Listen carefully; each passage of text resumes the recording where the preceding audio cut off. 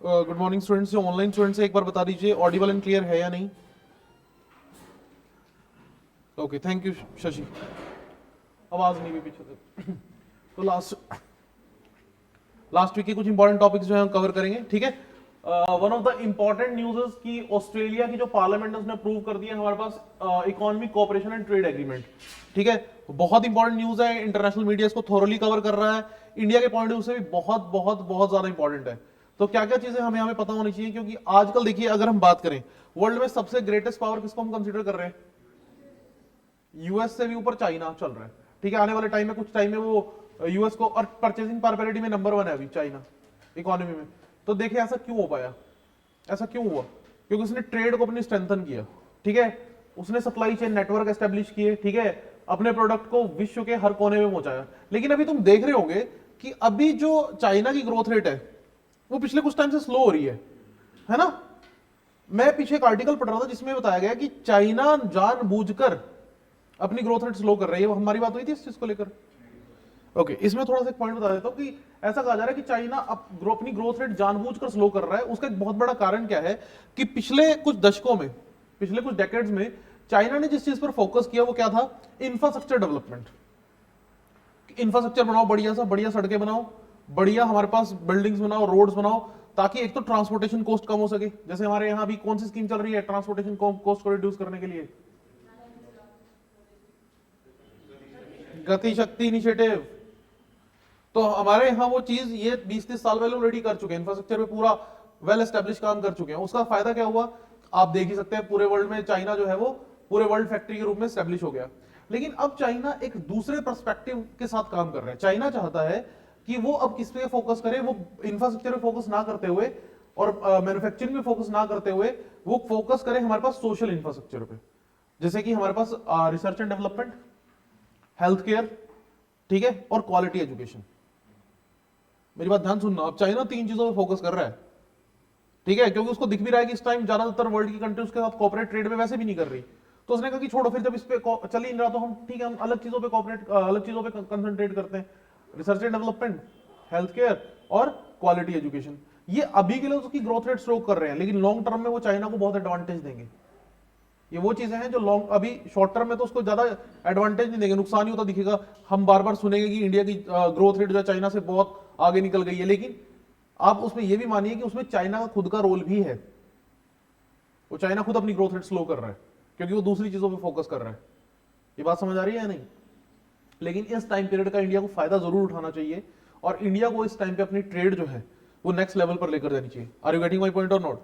मतलब अगर कोई पीछे हट रहा है ट्रेड से तो हमारे लिए एडवांटेज भी तो आ रही है, यस और नो। आपने ये भी देखा होगा कि चाइना से पिछले कुछ समय में बहुत सारी कंपनीज ने एग्जिट किया है ना। तो ये सब कुछ कोइंसिडेंस नहीं है, ये जो चल रहा है इसमें बहुत सारे फैक्टर्स जो हैं वो ऑनगोइंग है। एक तो इंटरनेशनल लेवल पे जो माहौल बन रहा है, ठीक है, और कई सारी चीजें, और जो चाइना का खुद का पर्सपेक्टिव है वो भी थोड़ा चेंज हुआ है। तो इस सब में हमारे पास, इस सब में हमें कहीं ना कहीं ये चीजों का ध्यान रखना पड़ेगा, हाँ जी क्लियर, कि चीजें जो है वो स्मूथली चलें और हमारा जो ट्रेड है वो ऐसी कंट्री साथ जो डेवलप्ड हैं उनके साथ वो एनहांस हो सके। तो ऑस्ट्रेलिया ने हमारे पास एक अच्छा इनिशिएटिव लिया। और ऐसा देखिए, आपने सुना होगा कि जब अभी G20 का समिट हुआ था तो वहां पर आपने देखा होगा कि ऋषि सुनक से स्पेशली हमारे पास पीएम मोदी बात करते दिखाई दिए थे और उनसे कह रहे थे कि हमारे पास, हमने पिछली दिवाली, मतलब जो लास्ट अभी दिवाली गई है हमारी, उससे फ्री ट्रेड एग्रीमेंट हमने साइन करना जो नहीं हो पाया, लेकिन प्लीज आप इंश्योर कीजिए कि वो जल्दी ही कंप्लीट हो जाए। हाँ जी क्लियर। लेकिन आपको पता है कि हमारे पास जो ब्रिटेन है वो खुद अपने फाइनेंशियल इश्यूज में फंसा हुआ है, अभी वो उस चीजों पे फोकस कर रहा है और ऐसा एग्रीमेंट साइन नहीं हो पाया। लेकिन इस सब के बीच में इंडिया ने एक एडवांटेज क्या ली, इस सब के बीच में एक अच्छी चीज क्या निकल कर आई, ये।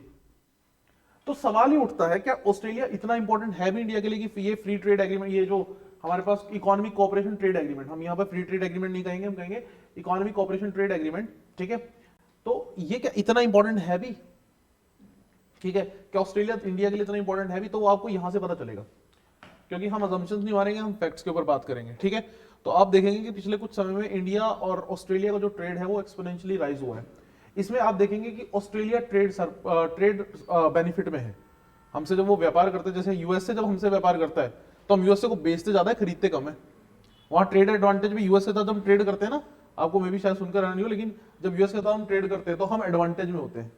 लेकिन यहां पर मुझे वो चीज नहीं दिखाई देती, क्योंकि यहां पर आप देखिए कि फ्रॉम द इंडियन प्रोस्पेक्ट है, तो आप देखिएगा कि यहां पर जो एक्सपोर्ट है हमारा वो लिटरली हमें कम दिखाई दे रहा है। ऑलमोस्ट 27 बिलियन डॉलर के आसपास का जो पूरा का पूरा ट्रेड है वो चलता है ऑलमोस्ट, ठीक है, 25 से 27 बिलियन के आसपास। उसमें आप देखिएगा कि ये जो ब्लू कलर का जो है वो हमारा इंपोर्ट है। तो आप साफ देख सकते हैं कि इंपोर्ट और एक्सपोर्ट में बहुत बड़ा गैप हमें दिखाई देता है, एक ट्रेड डेफिसिट हमें दिखाई देता है जब भी हम बात करते हैं किसके साथ ट्रेड करने की, ऑस्ट्रेलिया के साथ। हाँ जी क्लियर। ऑस्ट्रेलिया हमें बहुत सारे प्रोडक्ट्स बेचता है और अभी तो हमने उसके कई प्रोडक्ट्स को मार्केट में रिस्ट्रिक्ट किया हुआ है, जैसे कि आपको पता है Australia is one of the biggest producer of the agriculture products, उसको हमने भी अपनी मार्केट से रिस्ट्रिक्ट किया हुआ है, तब ये हाल है।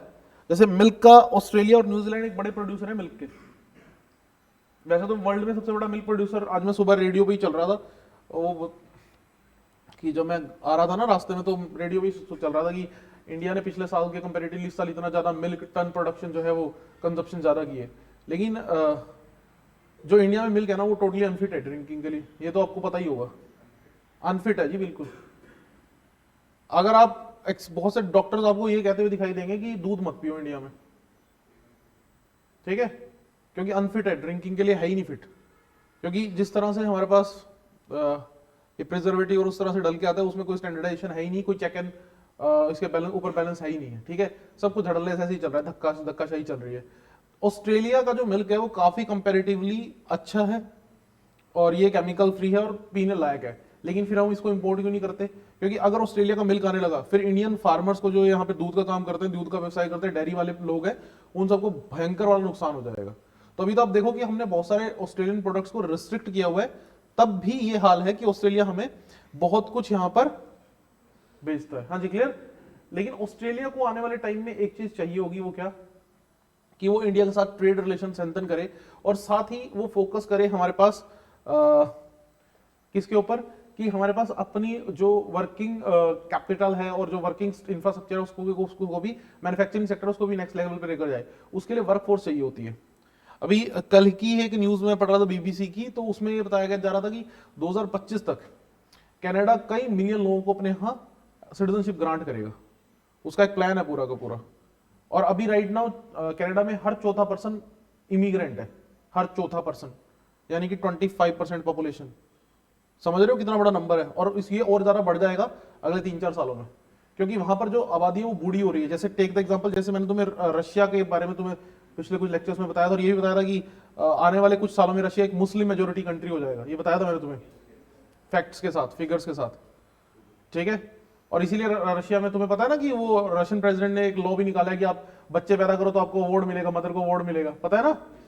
हाँ, तो सेम अभी ये चीज कहीं ना कहीं ऑस्ट्रेलिया को भी चाहिए, और इसीलिए ऑस्ट्रेलिया ने कहा है कि वो बहुत सारे इंडियन एक्सपर्ट्स को आने वाले टाइम में एक्सटेंडेड वर्क वीजा अवेलेबल कराएगा, और उनके साथ जो हमारे पास रूल्स एंड रेगुलेशन उसमें लीनियंसी भी बढ़ती जाएगी। तो मैं यहां पर कह सकता हूं कि इंडिया और ऑस्ट्रेलिया का जो ट्रेड है वो अच्छे खासे लेवल पर चल रहा है, और आगे आने वाले टाइम कुछ सालों में हम एक्सपेक्ट कर रहे हैं कि $50 बिलियन तक का ये एक्सपोर्ट जो है वो, एक्सपोर्ट इंपोर्ट का जो रिलेशन है वो पहुंच जाएगा। हाँ जी क्लियर। बायलैटरल ट्रेड जो होगा वो कितना पहुंच जाएगा? $50 बिलियन का। इसमें एक और एंगल भी आता है जो आपको याद रखना है। एक और अनदर एंगल क्या है कि अभी कुछ साल पहले हम एक अनदर एंगल जो इसमें आपको याद रखना है वो क्या, कि अभी कुछ टाइम पहले हम आरसीपी की बार बार बात करते थे, रीजनल कॉम्प्रिहेंसिव इकोनॉमिक पार्टनरशिप, याद है? इसमें 15 मेंबर्स हैं, इंडिया ने इससे एग्जिट कर लिया था। तो अब यहां पर हम, ठीक है, हम यहां से एग्जिट कर चुके हैं, लेकिन अब हम तो ये तो चाहेंगे नहीं कि चाइना हमसे ट्रेड में एडवांटेज ले जाए, तो हम क्या कोशिश कर रहे हैं कि जितने भी डेवलप कंट्रीज हैं जो भी इंपॉर्टेंट इंडिया के लिए, उन सबके साथ ऐसा एग्रीमेंट जो है हो जाए। और नेक्स्ट हमारा जो इस लिस्ट में जो टारगेट है वो कौन है? यूके। पोटेंशियल जो टारगेट है वो यूके है, और ये एक अच्छा साइन भी जाएगा कल, क्योंकि कल को लेट से अब जब ये हमारे साथ वो एग्रीमेंट साइन करेंगे तो ओपोजिशन ने, यूके के अंदर ओपोजिशन ने तो विरोध करना ही है, तो कम से कम उनके पास एक पॉइंट तो होगा कि हम सिर्फ अकेले नहीं है कि जो इंडिया को ऐसी एडवांटेज दे रहे हैं, ऑलरेडी ऑस्ट्रेलिया जैसी कंट्रीज भी ये फ्री ट्रेड एग्रीमेंट साइन कर चुकी हैं। यहां पर आप देखिए कि आपको क्लासिफिकेशन ऑफ ट्रेड एग्रीमेंट्स पता होना चाहिए, इसके ऊपर सवाल आपको देखने को मिल सकता है। ये थोड़ा टिपिकल है और ये जनरली बच्चे मिस भी कर देते हैं, ठीक है। तो ये हमारे पास अलग अलग हमारे पास ट्रेड एग्रीमेंट्स है। सबसे पहले हमारे पास पीटीए, फिर एफटीए, फिर सीसीए, फिर कस्टम्स यूनियन, कॉमन मार्केट, फिर इकोनॉमिक मार्केट। तो ये हमारे पास कुछ टर्म्स हैं जिनको भी हम समझेंगे। आजकल जो पूरा वर्ल्ड है वो ट्रेड के ऊपर फोकस करता है, तो आपको ये सारी की सारी जो टर्म्स है वो क्लियर होनी चाहिए। और जैसे जैसे आप नेक्स्ट टर्म पे जा रहे हैं तो वो ब्रॉडर कंसेप्ट बनता जा रहा है। हाँ जी क्लियर, ये भी याद रखिएगा, ये सबसे नैरो कंसेप्ट है, ये सबसे ब्रॉडर कंसेप्ट है। ठीक है, तो ये करके इनको समझ लेते हैं। ठीक है, ये हमारे पास इंपॉर्टेंट रहेंगी सारी टर्म्स। डन। तो ये इंटरनेशनल लेवल पर हमारे पास ये टर्म्स हमारे पास देखने को मिलती है। न्यूज़पेपर में ऐसा होता है कि इन टर्म्स को इतनी अच्छे से एक्सप्लेन नहीं किया जाता, और जनरली जो चीज हुई होती है एग्रीमेंट उसी के बारे में बात करके छोड़ दिया जाता है। तो आपको लेकिन सारी टर्म्स पता होनी चाहिए, यहाँ पर क्लासिफिकेशंस पता होनी चाहिए। सो सबसे पहले हमारे पास प्रेफरेंशियल ट्रेड एग्रीमेंट पीटीए। इसमें क्या होता है कि हम प्रेफरेंशियल देते हैं। जैसे हम जब भी मान लो टेक द एग्जांपल, हम कुछ कंट्रीज को प्रेफरेंसेस दे देंगे। उसमें क्या होगा, ध्यान से सुनिएगा। मान लीजिए मुझे कोई पर्टिकुलर प्रोडक्ट खरीदना है, let's say take the example हमारे देश में प्याज की कमी पड़ गई, तो प्याज तो वर्ल्ड में काफी सारी कंट्री से खरीदा जा सकता है, लेकिन हम कुछ कंट्रीज को प्रेफरेंस देके रखेंगे। तो प्रेफरेंशियली उन कंट्रीज को ट्रेड में प्रेफरेंस दिया जाएगा। पहले उनसे पूछा जाएगा कि आपके पास स्टॉक अवेलेबल है, आप सेंड कर सकते हैं तो बताइए। हाँ जी क्लियर। सो यहां पर आप देखिए फैसिलिटेटेड बाय रिड्यूसिंग ड्यूटीज, और ये फैसिलिटेट कैसे किया जाता है, उनके ऊपर ड्यूटीज जो है, टैक्सेस जो है वो थोड़े बहुत रिड्यूस कर दिए जाते हैं। हाँ जी क्लियर।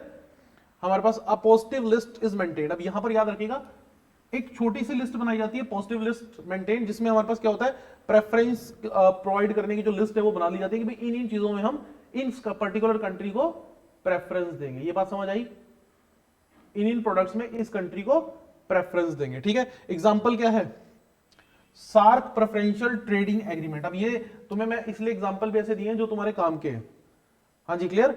सार्क कंट्रीज के बीच में ये प्रेफरेंशियल एग्रीमेंट हो रखा है। सार्क आपको पता होगा, south Asian association for regional cooperation. लेकिन ये पिछले कई सालों से हमारे पास प्रॉपरली काम नहीं कर पा रहा। उसका एक बहुत बड़ा रीजन क्या है, you know very well, Pakistan का हर बड़े हमारे पास जैसे प्रस्ताव में, हर प्रपोजल में हमारे पास ब्लॉकेड लगाना। हाँ जी क्लियर। कोई भी हमारे पास प्रस्ताव इंडिया रखता है सामने, तो पाकिस्तान क्या करता है, वो ब्लॉकेड लगा देता है। ठीक है, उनका वो हाल है कि हम तो डूबेंगे सनम, तुम्हें भी ले डूबेंगे। ठीक है, कि हम अपना तो फायदा होने नहीं देंगे, ठीक है, दूसरे का भी नहीं होने देंगे। हाँ जी क्लियर। अभी पाकिस्तान की बाढ़ को लेकर एक पिछले टाइम, मतलब कि यहाँ पर सिस्टम बहुत गड़बड़ है पाकिस्तान में। अभी पिछले हफ्ते में एक पढ़ रहा था एक आर्टिकल, जिसमें पाकिस्तान की बाढ़ को लेकर डिस्कशन की गई थी कि नेचुरल क्लैमिटी तो उसके रीजन है ही है, लेकिन यहाँ पर एक चीज और प्रॉब्लम देखने को मिली। वो क्या क्या प्रॉब्लम देखने को मिली कि जो बहुत सारे बांध हैं वो इंफीरियर क्वालिटी के थे बलूचिस्तान में, मतलब उनमें करप्शन हुई थी जो बांध टूटे हैं। तो करप्शन भी उस चीज को नेक्स्ट लेवल पर लेके जाने के लिए रिस्पॉन्सिबल है। ठीक है, तो पाकिस्तान की ब्लॉकेट की वजह से ये सार्क वाला जो एग्रीमेंट है, ट्रेडिंग एग्रीमेंट, इतना अच्छे से काम नहीं कर पाता। ये वाला पॉइंट क्लियर हुआ या नहीं हुआ? पहले मुझे बताओ, पीटीए क्लियर हुआ? नाम इसका कम ही हम यूज करते हैं, क्योंकि जब भी हम किसी कंट्री के साथ पीटीए करते हैं तो उसको ज्यादा इतनी इंपॉर्टेंस मीडिया नहीं देता। हाँ जी क्लियर, क्योंकि ज्यादातर कंट्री साथ हुआ ही हुआ है, इसलिए तुमने शायद नाम सुना भी ना हो। नहीं, उस रशिया के साथ हमारे कई सारे कॉम्प्रिहेंसिव एग्रीमेंट्स। अभी आ रहा हूं मैं, एक बार हम सारे देख लें फिर क्वेश्चन लूंगा मैं। नेक्स्ट आ जाता है फ्री ट्रेड एग्रीमेंट। ये तुमने बहुत सुना होगा, फ्री ट्रेड। अच्छा, ये ट्रेड एग्रीमेंट में बार बार यूज कर रहा हूँ, ये होता क्या है, मसला क्या है, ट्रेड एग्रीमेंट हम करते ही क्यों? पहले तो यार ये भी समझा दूं, कुछ बच्चों के लिए मैं यही बता दूं कि बार बार मैं ये एग्रीमेंट कर रहा हूं। देखो, पहली बात तो एक समझो कि जब भी हमारे पास हम किसी दूसरी कंट्री से कोई प्रोडक्ट अपने यहाँ मंगवाते हैं, तो हम क्या चाहेंगे कि उनका प्रोडक्ट ज्यादा बिके या हमारी लोकल मार्केट का बना हुआ प्रोडक्ट ज्यादा बिके? लोकल मार्केट का। तो हम क्या करते हैं, जब भी फॉरेन से कोई प्रोडक्ट आएगा उसके ऊपर इंपोर्ट ड्यूटी लेंगे और कुछ एडिशनल टैक्सेस भी लेवी कर देंगे। समटाइम्स हम उसके ऊपर एंटी डंपिंग ड्यूटी भी अप्लाई कर देंगे। ये भी बात याद रखना, कुछ प्रोडक्ट्स के ऊपर लगती है एंटी डंपिंग ड्यूटी, मतलब इंपोर्ट ड्यूटी तो लगेगी लगेगी, लेकिन एक और एक्स्ट्रा एडिशनल टैक्स लगेगा जिसको हम बोलते हैं एंटी डंपिंग ड्यूटी। अभी एंटी डंपिंग ड्यूटी क्या होता है, कोई एक्सप्लेन करेगा मुझे? What is anti dumping duty?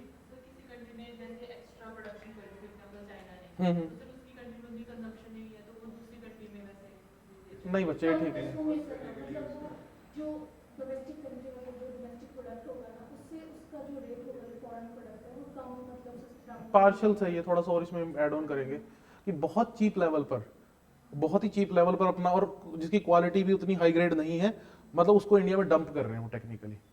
और एक और चीज, कई बार एंटी डंपिंग ड्यूटी किसी और तरह से भी लगा दी जाती है। जैसे मैं एग्जांपल देकर बताता हूँ, जैसे टेक द एग्जांपल, बहुत सारे इलेक्ट्रॉनिक्स प्रोडक्ट्स के ऊपर एंटी डंपिंग ड्यूटी लगाती है जो फॉरेन से बन के आते हैं।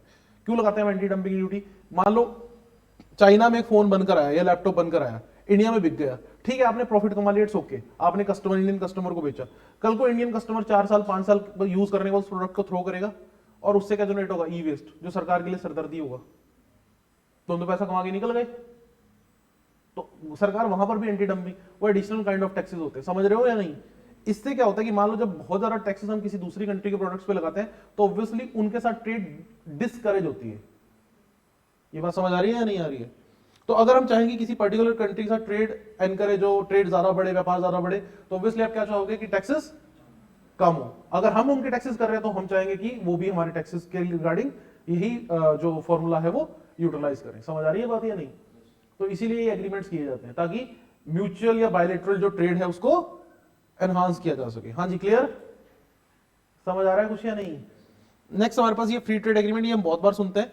तो फ्री ट्रेड एग्रीमेंट, इसमें एक नेगेटिव लिस्ट ऑफ प्रोडक्ट बनाई जाती है। कुछ वर्ड्स मैंने स्पेशली हाईलाइट किए हैं, तो do focus on that words. मतलब काफी सारे प्रोडक्ट्स को तो हम, मतलब मैक्सिमम प्रोडक्ट्स को हम कहेंगे कि ठीक है इनके ऊपर टैक्स नहीं लगेगा, लेकिन कुछ नेगेटिव लिस्ट बनाई जाएगी कि ना ये प्रोडक्ट नहीं आप बेचोगे भारत में, ये वाले प्रोडक्ट तो नेगेटिव है। हाँ जी, क्लियर। उसमें क्या था, उसमें पॉजिटिव लिस्ट थी, मतलब छोटी सी लिस्ट थी जिसको प्रेफरेंस दी जा रही थी। यहां पर उसका उल्टा हो गया, यहां पर मैक्सिमम प्रोडक्ट्स को अप्रूवल है लेकिन कुछ प्रोडक्ट्स को हमने रिस्ट्रिक्ट किया, नेगेटिव लिस्ट बनाई। और इसका एग्जांपल क्या है, हमने जो साफ्टा किया वो south Asia free trade agreement. हाँ जी, क्लियर, डन। मुझे बताओ दोनों पॉइंट्स क्लियर हुए या नहीं हुए। यार ये ट्रेडिंग के कंसेप्ट तुम्हें पता होना चाहिए, तभी लास्ट में ऑस्ट्रेलिया और इंडिया के ट्रेड वाली बाद में थोड़ा और डिटेल में कर पाऊंगा। पहले तुम्हें ये सारे पॉइंट्स क्लियर होने चाहिए कि ये कौन कौन से एग्रीमेंट हमें देखने को मिलते हैं। चले आगे। नेक्स्ट हमारे पास कॉम्प्रिहेंसिव इकोनॉमिक कोऑपरेशन एग्रीमेंट। अभी इंडिया राइट नाउ ऐसे एग्रीमेंट्स करने के लिए सबसे ज्यादा फोकस कर रहा है, तो तुम्हें ये अच्छे से पता होना चाहिए। मतलब एफटीए तो हो ही रहे थे हमारे काफी समय से, लेकिन अब इंडिया किसके ऊपर फोकस कर रहा है, कॉम्प्रिहेंसिव इकोनॉमिक ट्रेड एग्रीमेंट। इसमें क्या होता है, इसमें सिर्फ ट्रेड की बात नहीं होती। जैसे अभी ऑस्ट्रेलिया के साथ हमारा ये वाला एग्रीमेंट हुआ, उसमें क्या हुआ कि इंडिया के आईटी एक्सपर्ट्स को भी वहां जॉब देने की बात हो रही है, वहां पे इंडियंस को वीजा एक्सटेंशन की बात हो रही है। अब ये तो ट्रेड में नहीं आता। बात समझ आ रही है या नहीं आ रही है। इसमें देखो, इसमें क्या लिखा हुआ है, these involves comprehensive package of agreement on goods and services, investment, mutual recognition, e commerce, intellectual property etcetera. तो मतलब कि सिर्फ ट्रेड तक हम सीमित नहीं रहेंगे, उसको एक नए आयाम पर, एक नए लेवल पर हम लेकर जाते हैं जब हमारे पास क्या होता है, हमारे पास होता है कॉम्प्रिहेंसिव इकोनॉमिक कोऑपरेशन एग्रीमेंट। बात समझ आई या नहीं आई। जैसा एक एग्रीमेंट इंडिया और सिंगापुर के बीच में ऑलरेडी हुआ है। हाँ जी, क्लियर। ये वाला पॉइंट बताओ समझ आया या नहीं आया, डिफरेंस क्लियर हुआ। What is the difference between FT and comprehensive economic cooperation agreement, is that clear. यार ये सारे पॉइंट्स क्लियर होने चाहिए, ठीक है। नेक्स्ट हमारे पास कस्टम्स यूनियन। अभी कस्टम्स यूनियन क्या है, तुम्हें पता है कि हमारे पास जो भी फॉरेन से प्रोडक्ट आता है उसको कौन चेक करता है, custom, department of custom check करता है या नहीं करता है कि कितना टैक्स लगना है। हाँ जी, क्लियर हो रही है बात। और कस्टम्स तुमने देखा होगा बहुत बार दुबई वालों को गोल्ड के लिए पकड़ लिया जाता है। अभी हर रोज न्यूज आती है क्योंकि गोल्ड के रेट बहुत ज्यादा बढ़े हैं पिछले मतलब 1-2 सालों में। देखो तो गोल्ड के रेट डबल हुए हैं ऑलमोस्ट, है ना। तो बहुत से लोग क्या करते हैं, वो दुबई में हमारे पास कम रेट में सोना मिलता है तो उसको खरीद कर ले आते हैं। हाँ जी, क्लियर। टैक्स, अब जब तुम गोल्ड दुबई से लेकर आओगे एक पर्टिकुलर लिमिट तक तो अलाउड है, उसके बाद तुम्हें टैक्स देना पड़ता है, कस्टम ड्यूटी। तो लोग कस्टम ड्यूटी से बचने के लिए क्या करते हैं, उसको छिपा के ले आते हैं, बड़े इनोवेटिव तरीके निकालते हैं, ठीक है। हाँ जी, क्लियर। एक से एक इनोवेटिव तरीके दिमाग लगा लगा कर, ठीक है। अभी जैसे एक लास्ट लेटेस्ट वाला क्या था कि बैग की जो वो वायर होती है, जो सपोर्टिंग वायर होती है, तुमने देखा होगा बैग के साथ एक जो हमारे पास ट्रॉली बैग होता है उसमें सपोर्टिंग वायर होती है, जो हमारे पास वो सपोर्टिंग वायर गोल्ड की लगा रखी थी पूरी, ठीक है। ऐसे कई सारे मेथड तुम्हें देखने को मिलेंगे, इनोवेटिव मेथड, ठीक है, क्रिएटिव मेथड। मिठाई के डब्बों में हमारे पास यहाँ से जो है डॉलर्स, यूएस डॉलर भर के लेके जाने की कोशिश की जाती है क्योंकि मनी लॉन्ड्रिंग भी करनी है ना, यहाँ से पैसा लेके जाओगे तभी तो वहां गोल्ड खरीदोगे। ऐसी कई सारी चीजें देखने को मिलती है। तो कस्टम यूनियंस में क्या होता है कि हमारे पास common tariff against the rest of the world. मतलब आपका जो हमारे पास क्या होता है कि आप ट्रेडिंग में तो काम कर ही रहे हो, लेकिन आपने अपने कस्टम्स के रूल्स रेगुलेशन सेम लेवल पर रख दिए हैं। आपके और जो दूसरी कंट्री जो आपके साथ काम कर रही है उनके और आपके कस्टम्स के जो लेवल्स हैं, जो रूल्स रेगुलेशन है, वो सेम लेवल पर आ जाएंगे। जैसे European union custom union, south African custom union, पूरे यूरोपियन यूनियन की एक ही कस्टम यूनियन है, उनका आपस में सारा कोऑर्डिनेशन है, सारा तालमेल बना होता है। और इसी तरह से आपको ये चीज साउथ अफ्रीकन कस्टम्स में भी देखने को मिलेगी। हाँ जी, क्लियर। हाँ जी, बिल्कुल अरबाज अली जी, बिल्कुल। इंडिया और श्रीलंका का भी हमारे पास एग्रीमेंट इस तरह से साइन हुआ है। नेक्स्ट हमारे पास कॉमन मार्केट। अभी कॉमन मार्केट क्या है, देखो मार्केट ही कॉमन हो गई। इस मार्केट कॉमन में जैसे हमारे पास अगर हम बात करें यूरोपियन कॉमन मार्केट है, यूरोप में आपके पास यूरोपियन पासपोर्ट है तो आप कई सारी कंट्रीज में जाकर काम कर सकते हो जो ईयू की कंट्रीज है। तो वहां पर आप देखिएगा कि free movement of labour and capital, आप पैसा भी इन्वेस्ट कर सकते हो, उसमें भी कोई दिक्कत नहीं है, और साथ ही आप फ्रीली लेबर वाला काम भी कर सकते हो और प्रोडक्ट्स को एक जगह से दूसरी जगह ले सकते हो बिना कोई ज्यादा कोई रिस्ट्रिक्शन नहीं होती, ज्यादा कोई पेपर वर्क नहीं होता। आपके लिए क्या है कि मार्केट ही कॉमन है, उस दूसरी कंट्री की मार्केट भी कॉमन है, आपकी भी कॉमन है, मार्केट ही कॉमन होगी, फिर तो बात ही खत्म होगी सारी। पेपर वर्क ही आपने बहुत खत्म कर दिया। ये तो एक ऐसा काम हो गया जैसे ये उतना ही डिफिकल्ट है जितना एक स्टेट से दूसरी स्टेट में माल लेके जाना इंडिया के अंदर। तुम समझ रहे हो कि पेपर वर्क ऑलमोस्ट डन, खत्म, ठीक है। उसके बाद लास्ट में आ जाता है इकोनॉमिक यूनियन। यहां पर क्या होता है कि shared executive, judicial and legislative institution, वहां पर सारे इंस्टीट्यूशन ही सेम हो जाते हैं, सेम रूल्स लगते हैं हमारे पास। इसका एग्जांपल क्या है, और कोई एग्जांपल नहीं इसका, समझ आया कुछ या नहीं आया? मेनली तुम अगर यार यहां तक भी याद रख लोगे तो भी चलेगा, इन तीनों को भी याद रख लोगे तो भी चलेगा, ठीक है, बट एटलीस्ट ये तीनों तुम्हें क्लियर होने चाहिए।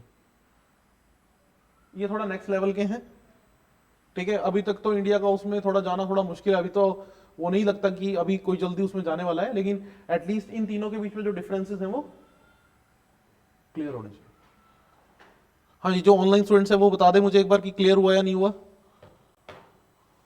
यार एक तो बच्चे माइक ऑफ करके बैठा करो अपना ना।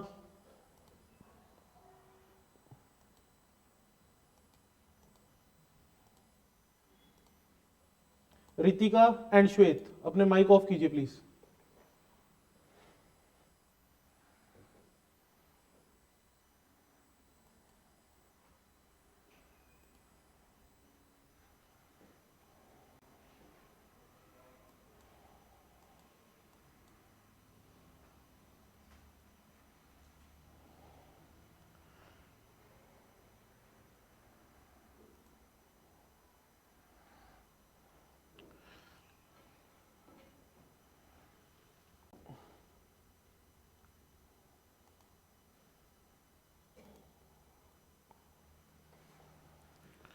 एक मिनट,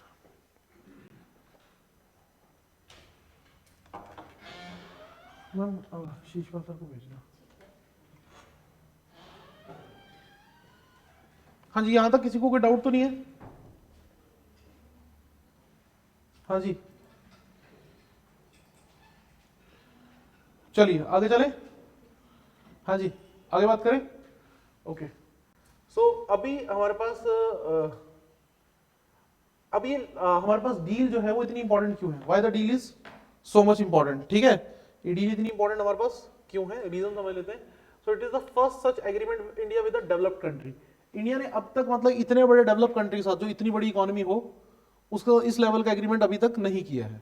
हाँ जी, क्लियर। ये पहली बार है कि रिसेंट टाइमिंग्स में इंडिया ने पिछले 10 साल में कोई इतना बड़ा एग्रीमेंट साइन नहीं हुआ जितना ये अब हुआ है फाइनली।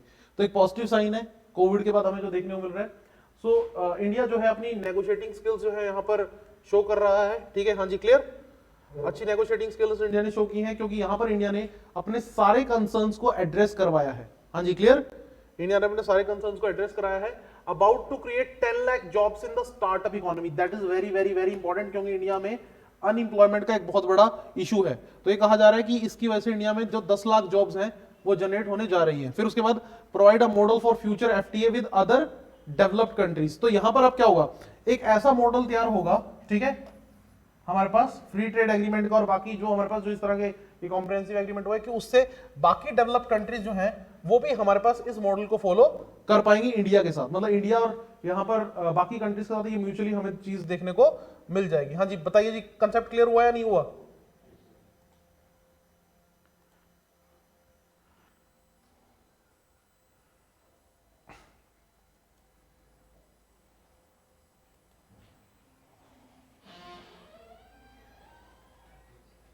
सर एक ना सबको म्यूट करके जाया करो, ये माइक को इनको बताते रहो, इनको समझ नहीं आती। ये देखो ये माइक ऑन करके बैठे होते हैं, इनका सबको म्यूट कर दो।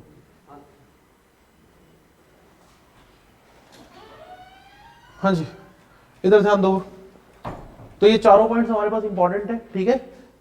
सबसे इंपॉर्टेंट जो अगर मैं कभी राइट नाउ इंडिया के पॉइंट ऑफ व्यू से बात करूं, सबसे बड़ी प्रॉब्लम इंडिया में क्या है? अनएम्प्लॉयमेंट की, ठीक है। और अनएम्प्लॉयमेंट तुम्हें पता है कि जीडीपी को डायरेक्टली हिट करती है, पता ना तुम्हें कि जब भी हमारे पास, देखो ध्यान से याद रखना, एक रिलेशन जो बताया जाता है जीडीपी और अनएम्प्लॉयमेंट में। वो क्या कि जब भी अनएम्प्लॉयमेंट 1% बढ़ती है तो जीडीपी 2% गिर जाती है। मेरी बात ध्यान से समझना, ये कहा जाता है कि जब भी अनएम्प्लॉयमेंट 1% राइज करती है तो जीडीपी ऑलमोस्ट 2% गिर जाती है। तो हमारे यहां अनएम्प्लॉयमेंट को अगर हम कम कर पाए, इसका वाइस वर्सा भी तो ट्रू होगा, इसका वाइस वर्सा भी तो ट्रू होगा कि अगर अनएम्प्लॉयमेंट को हम 1% कम कर दें तो जीडीपी ऑटोमेटिकली 2% बढ़ जाएगी। ये पॉइंट समझो या समझ पा रहे हो या नहीं समझ पा रहे हो कि हमारे पास जब हम कह रहे हैं कि अनएम्प्लॉयमेंट में और जीडीपी में रिलेशन है, तो इसका मतलब फिर इंप्लॉयमेंट और जीडीपी में भी रिलेशन होगा, यस और नो।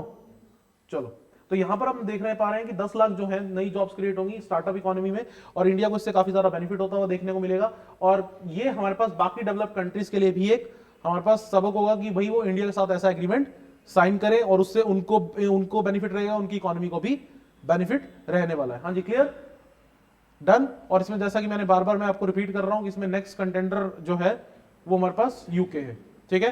हमारी पूरी कोशिश रहेगी कि अगला जो बट यूके की हालत इतनी खराब चल रही है कि अभी वो हर कदम जो है फूक फूक के रख रहा है, क्योंकि मैंने तो बताया ना कि ऐसी हालत आ गई है कि उसको आईएमएफ से लोन लेने की जरूरत पड़ रही है। हाँ जी, क्लियर। अभी मैं एक आर्टिकल पढ़ रहा था, अभी सबसे वर्ल्ड में काफी सारी कंट्रीज का बुरा हाल है। अभी इजिप्ट जो है, इजिप्ट अभी न्यूज में था, क्यों न्यूज में है इजिप्ट? इजिप्ट अभी न्यूज में क्यों है? क्योंकि उनके प्रेसिडेंट अब्दुल फतेह अल सीसी आ रहे हैं अगले 2023 के रिपब्लिक डे सेलिब्रेशंस के लिए चीफ गेस्ट। पॉइंट समझ आ रहा है नहीं आ रहा है? और वहां पर भी तुम्हें बता दूं, वो ऐसे नहीं बुला रहे, वो भी ट्रेड एग्रीमेंट के लिए बुला रहे हैं, क्योंकि इजिप्ट वीट का सबसे बड़ा बायर है। वर्ल्ड में सबसे बड़ा वीट का इंपोर्टर कौन है? और अभी पूरे वर्ल्ड में हमारे पास इजिप्ट को ऐसा मतलब कि ऐसी इकोनॉमी देखा जाता है जो काफी कुछ इंपोर्ट करता है। तो हमने देखा कि भाई ठीक है, इजिप्ट के साथ हम रिलेशन थोड़े और बेटर कर लेते हैं इसी बहाने। तो 2023 में रिपब्लिक डे सेलिब्रेशन के लिए जो चीफ गेस्ट सिलेक्ट किए जाते हैं वो अभी पिछले कुछ टाइम पीरियड से बहुत सोच समझ के किए जाते हैं, ऐसे नहीं कि रैंडमली किसी को भी उठा लिया। पहले होता था, पहले हाँ सबसे ज्यादा, जैसे सबसे ज्यादा बार भूटान के नरेश को बुला लिया था और कोई नहीं मिला तो चलो पड़ोसी को बुला लेते हैं। लेकिन अभी पिछले 10 एक साल से हम देखें तो वो बहुत सोच समझकर चीफ गेस्ट को सिलेक्ट किया जाता है।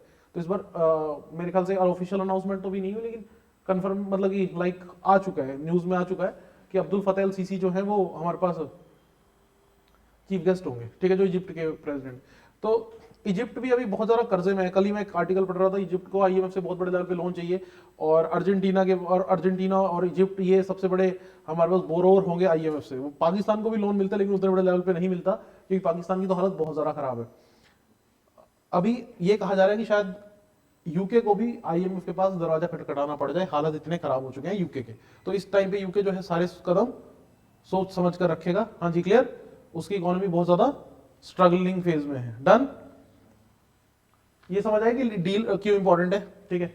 अब key feature of the deal, इस डील में क्या क्या इंपॉर्टेंट चीजें हैं कि duty free access to Australian market over 6000 broad sectors. India के 6000 सेक्टर्स को यहां पर ड्यूटी फ्री एक्स, कोई टैक्स नहीं, जीरो टैक्स, 6000 सेक्टर्स। और इसमें ज्यादातर सेक्टर्स कौन से हैं? जो लेबर इंटेंसिव है। ज्यादा सेक्टर्स कौन से, ये लिख लेना, ज्यादातर सेक्टर्स कौन से हैं? Labour intensive. लेबर इंटेंसिव का मतलब वहां पर बहुत सारी लेबर का इस्तेमाल होता है। इससे क्या होगा, उनको एक अच्छी अपॉर्चुनिटी मिल सकती है, क्योंकि उनका प्रोडक्ट ज्यादा बिकेगा, लेबर इंटेंसिव मार्केट है, तो उनकी सैलरीज बढ़ने का, उनका स्टैंडर्ड ऑफ लिविंग बढ़ने के चांसेस अच्छे खासे रहेंगे, क्योंकि ऑस्ट्रेलिया के मार्केट का उनको एक्सेस मिल पाएगा। ज्यादातर जो इंडिया के सेक्टर्स को ड्यूटी फ्री किया गया है, they are mainly labour intensive sectors. हाँ जी, क्लियर। अच्छा, अब reduce the import prices from for India. India के लिए जो कई सारे प्रोडक्ट है, स्पेशली कोल को यहां पर ये ध्यान में देना बहुत जरूरी है कि ऑस्ट्रेलिया से इंडिया बहुत बड़ा लेवल पर कोल इंपोर्ट करता है, उस कोल के ऊपर भी ड्यूटी कम होगी। तो इसका मतलब इलेक्ट्रिसिटी जो है उसके प्राइसेस में आपको कुछ राहत देखने को मिल सकती है, क्योंकि अभी भी भारत में 50% से ज्यादा इलेक्ट्रिसिटी थर्मल पावर प्लांट से प्रोड्यूस की जाती है। हाँ जी, क्लियर। तो कोल सस्ता होगा तो आपको इलेक्ट्रिसिटी सस्ती होगी, इलेक्ट्रिसिटी सस्ती होती है तो उससे इंडस्ट्री को भी फायदा मिलता है। डू रिमेंबर दैट, क्योंकि इंडस्ट्री को चीप इलेक्ट्रिसिटी अवेलेबल कराना सबसे प्रायोरिटी बेसिस पर जो कंट्रीज अपने आप को एक तरह से वर्ल्ड फैक्ट्री बनाना उनका एक एजेंडा रहता है। तो हमारे यहाँ तो कोयला अगर महंगा होगा तो ऑटोमेटिक इलेक्ट्रिसिटी भी क्या होती चली जाएगी, महंगी होती चली जाएगी। तो इस अभी क्या कहा जा रहा है कि जो ऑस्ट्रेलिया से, अच्छा इंडिया के पास इतने बड़े कोल के भंडार हैं, फिर ऑस्ट्रेलिया से हम कोल क्यों इंपोर्ट करते हैं?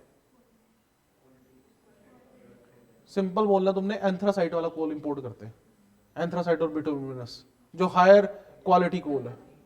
हाँ जी, हाँ कोकिंग कोल भी, कोकिंग कोल पे भी आ रहा हूं मैं।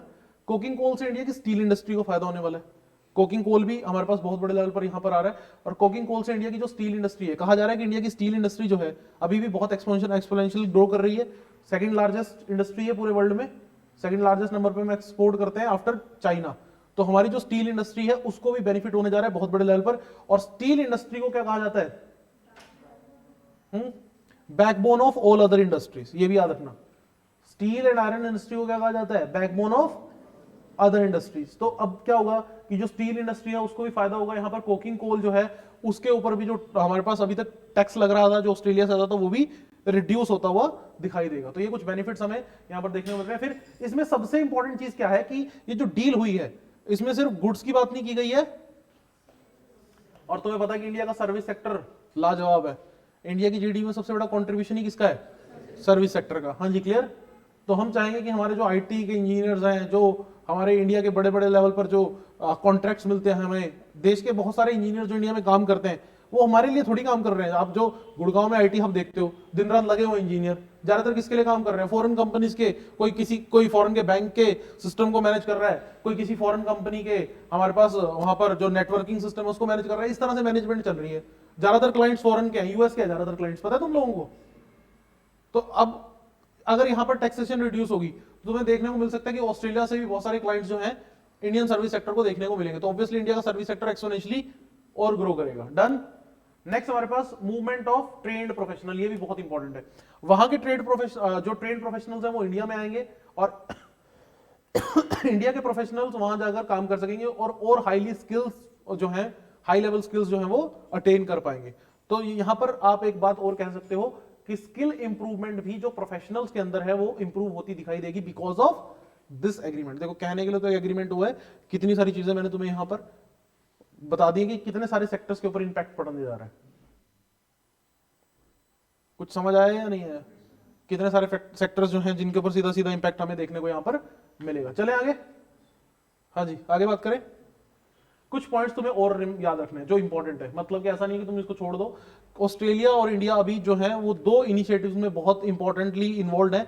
ये जो पहला पॉइंट है वो बहुत इंपॉर्टेंट है और ये ज्यादातर बच्चे स्किप कर देते हैं, तो इसलिए मैंने स्पेशली इसको मेंशन किया। प्लीज इसको समझ लीजिए कि जब हमारे पास चाइना, जो ये कोविड वाला टाइम आया ना, तो चाइना ने अपनी दादागिरी दिखाने की कोशिश की।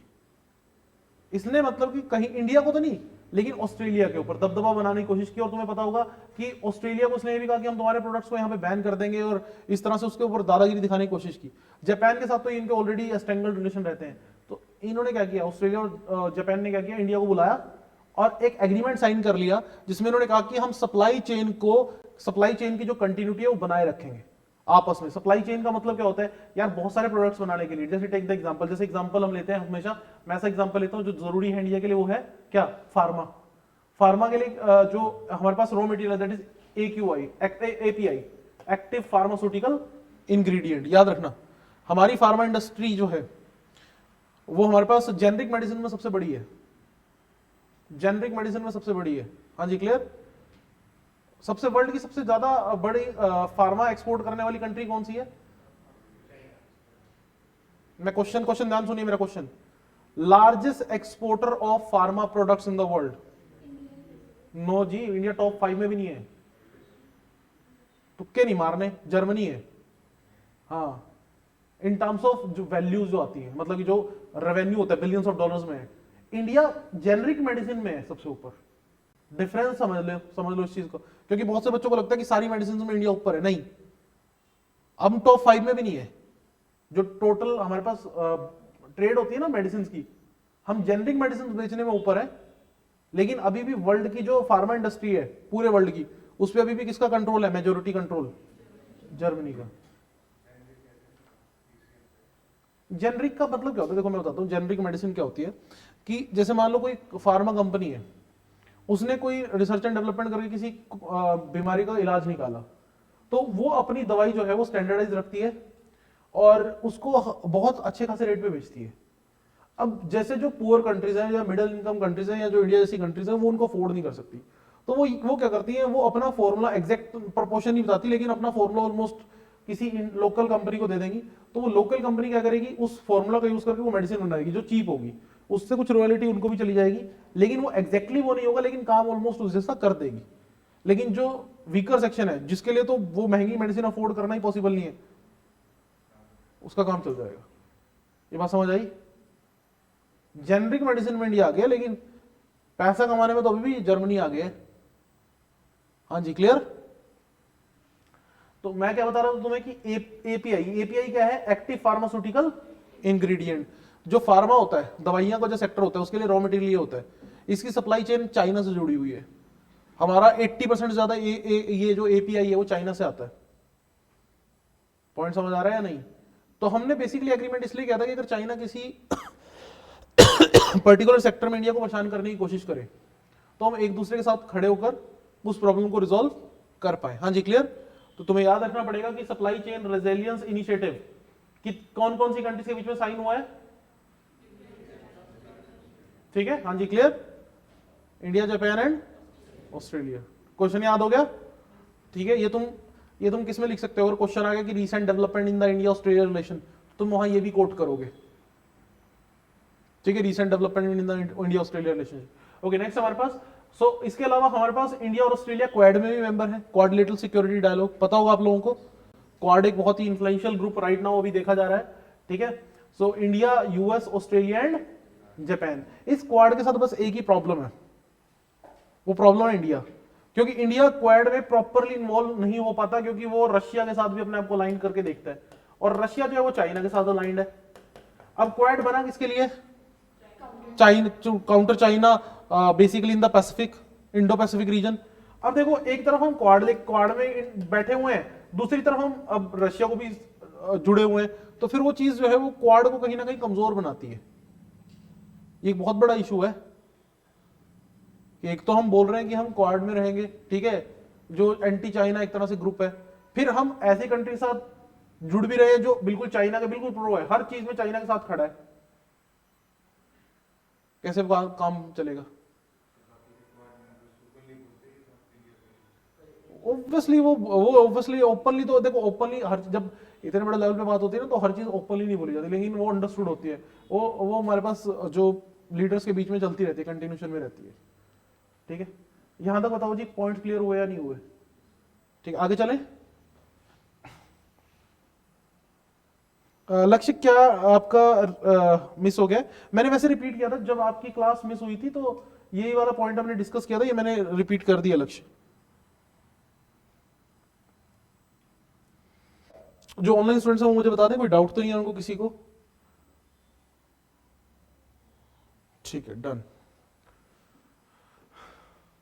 तो फाइनली बेसिकली हमारे पास जो आप कंक्लूजन करेंगे वो कुछ इस तरह से अपना कंक्लूजन जो है आंसर कर सकते हैं। ट्रेड एग्रीमेंट को आप एक्सप्लेन कर सकते हैं, सारे पॉइंट्स जो है वो एक्सप्लेन कर सकते हैं कि क्या क्या इंडिया को बेनिफिट होंगे, क्या एडवांटेज रहेंगी, वो मैंने तुम्हें काफी सारी चीजें जो है समझा दी है। ठीक है, डन। तो पहला टॉपिक सबको क्लियर है? तो लास्ट वीक का सबसे इंपॉर्टेंट टॉपिक यही है। देखो, सबसे at the end of the day the most important thing पैसा। सबसे इंपॉर्टेंट चीज क्या है? पैसा, किसी भी देश के लिए at the end of the day. और पैसा कैसे आएगा? ट्रेड से ही आएगा। तो ट्रेड से जुड़े हुए जितने भी मसले होंगे, स्पेशली इस टाइप के मसले, वो तुम अपने आप समझ जाओ कि इंपॉर्टेंट है, वो कहने की जरूरत नहीं पड़नी चाहिए। Next is very very important another topic, that is appointment of election commissioners. ठीक है, देखो हमारे देश में एक बात ध्यान सुनिएगा, सबसे इंपॉर्टेंट चीज क्या है कि हमारे देश में डेमोक्रेसी है ना। जब हम आजाद हुए तो ब्रिटिशर्स के जाने के बाद सबसे इंपॉर्टेंट चीज देखो क्या मिली? डेमोक्रेसी। ज्यादातर, क्योंकि रूल्स रेगुलेशन तो ज्यादातर वही चल रहे हैं, आज भी घिसे पिटे रूल रेगुलेशन चल रहे हैं। जो सबसे बड़ा चेंज हुआ, सबसे बिगेस्ट चेंज हुआ हमारे पास ब्रिटिशर्स के जाने के बाद, वो कौन सा चेंज था? डेमोक्रेसी। बेसिकली डेमोक्रेसी का ना आप अपने जो है रिप्रेजेंटेटिव को कुछ चुन सकते हैं, यस और नो। सबसे बिगेस्ट चेंज तो यही मुझे देखने को मिलता है। अब डेमोक्रेसी अगर आपकी कहीं ना कहीं हाईजैक हो जाए, फिर देश की आजादी का फायदा क्या हुआ? अगर आपकी डेमोक्रेसी हाईजैक हो जाए। और जब आप डेमोक्रेसी वो डेमोक्रेटिक वो इंडेक्स पढ़ते हैं, तो आपने देखा होगा कि इंडिया में हमारे पास जो डेमोक्रेसी इंडेक्स में रैंक जो है वो इंडिया का पीछे रहता है ना। वो बोलते हैं कि यहाँ पर कई सारे इश्यूज है डेमोक्रेसी के अंदर, बोलते हैं नहीं? तो ऐसे सवाल कई बार उठते हैं इंडियन डेमोक्रेसी सिस्टम पे। बट इस सब के बीच में हमें एक चीज के बारे में चीजों को इंश्योर करना चाहिए, वो इलेक्शन कमीशन ऑफ इंडिया का इंडिपेंडेंट रहना। वो बहुत जरूरी है कि इलेक्शन कमीशन ऑफ इंडिया का जो है वो इंडिपेंडेंट रहना जरूरी है और वो एक इंडिपेंडेंट बॉडी की तरह एक्ट करे। ये हमारे कॉन्स्टिट्यूशन में कहीं बिल्कुल ही क्लियरली मेंशन भी है, ठीक है। इलेक्शन कमीशन ऑफ इंडिया के बारे में आप लोग पढ़ते भी होंगे कि इलेक्शन कमीशन ऑफ इंडिया जो है वो हमारे पास 25 जनवरी 1950 को एस्टेब्लिश किया गया और इसके जो फर्स्ट चीफ इलेक्शन कमिश्नर थे वो कौन थे? सुकुमार सेन। हाँ जी, क्लियर। ऐसे हमने कई पॉइंट्स पढ़े हैं और 25 जनवरी को हम नेशनल वोटर्स डे भी ऑब्जर्व करते हैं। अभी तुम्हें एक स्ट्रक्चर और पता होना चाहिए इलेक्शन कमीशन के अंदर कि हमारे पास इलेक्शन कमीशन, जब भी हम बात करते हैं इलेक्शन कमीशन ऑफ इंडिया की, सो ऑल्दो एक रेपुटेटेड बॉडी है। इवन जैसे हमारे जो चीफ इलेक्शन कमिश्नर है उनको कई बार इंटरनेशनल लेवल पर जो है as a international observer countries अपने इलेक्शन में बुलाती हैं। जैसे अभी नेपाल ने बुलाया, ये भी पता होना चाहिए। अभी रिसेंटली नेपाल में जो इलेक्शन होने हैं उसके लिए हमारे पास इंडियन चीफ इलेक्शन कमिश्नर को एज अ ऑब्जर्वर बुलाया गया और ये चीज पहली बार नहीं हो रही। हमारे पास जो आपके सेंट्रल एशिया के कई कंट्रीज हैं वो भी कई बार इंडियन जो चीफ इलेक्शन कमिश्नर है उनको एज अ इंटरनेशनल ऑब्जर्वर बुलाते हैं कि आप देखिए कि सब कुछ सही हो रहा है या नहीं हो रहा। आपको अगर ऑब्जेक्शन कुछ लगती है तो आप उसको सीधा सीधा मेंशन कर दीजिए। तो इसका मतलब हमारी reputation election commission of India की अच्छी है तभी ऐसा कुछ हो रहा है। अगर पता होता कि भाई हमारे वाले ही करप्ट है, कोई कौन बुलाता उनको। लेकिन अभी यहाँ पर कुछ सवाल खड़े हो रहे हैं किसको लेकर, हमारे पास न्यूट्रलिटी को लेकर। हाँ जी, क्लियर।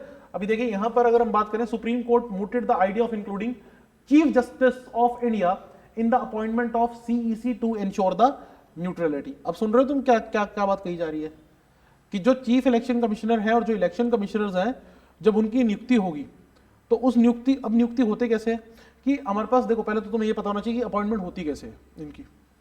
तो चीफ इलेक्शन कमिश्नर की जो अपॉइंटमेंट है वो इस तरह से होती है कि हमारे पास पहले तो इलेक्शन कमिश्नर होंगे, उन्हीं में से जो सीनियर बंदा होगा उसको जनरली 90% ऐसे ही होता है कि उसको ही आगे क्या किया जाता है, उसको चीफ इलेक्शन कमिश्नर बना दिया जाता है। पता होगा आप लोगों को। जैसे अभी कौन है chief election commissioner? Rajiv Kumar. Confidence से क्यों नहीं बोलते? कौन है? Rajiv Kumar chief election commissioner है। और अभी इसके बाद जो है जब वो रिटायर होंगे तो मेरे को लगता है वो अरुण गोयल नाम के हैं, कोई पंजाब कार्टर के हैं, ठीक है। वो नए हमारे पास चीफ इलेक्शन कमिश्नर बन जाएंगे, ठीक है। हाँ जी, बन गया मतलब वही मेरे ख्याल ओथ हो गई है। 24 आवर की जो अपॉइंटमेंट थी वो करने इसलिए नहीं, मैं ओथ हो गई है, मैं ये पूछ रहा हूँ। हाँ वही, चलो मैं ठीक है, मतलब तुम समझ गए ना मैं क्या कह रहा हूँ। तो अब होता है कि इलेक्शन कमिश्नर कैसे अपॉइंट होते हैं।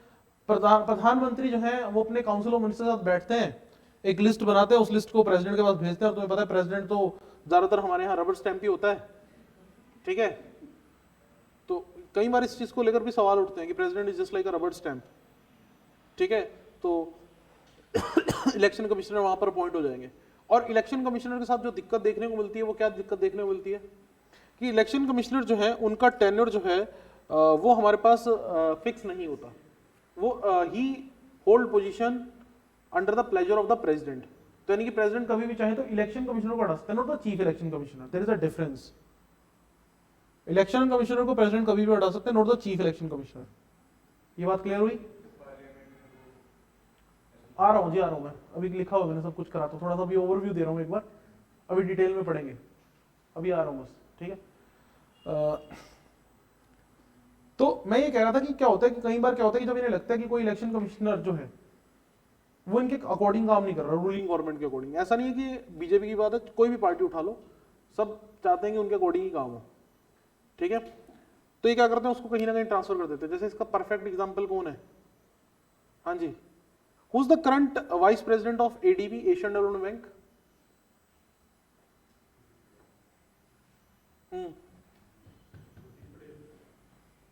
वो AIIB है।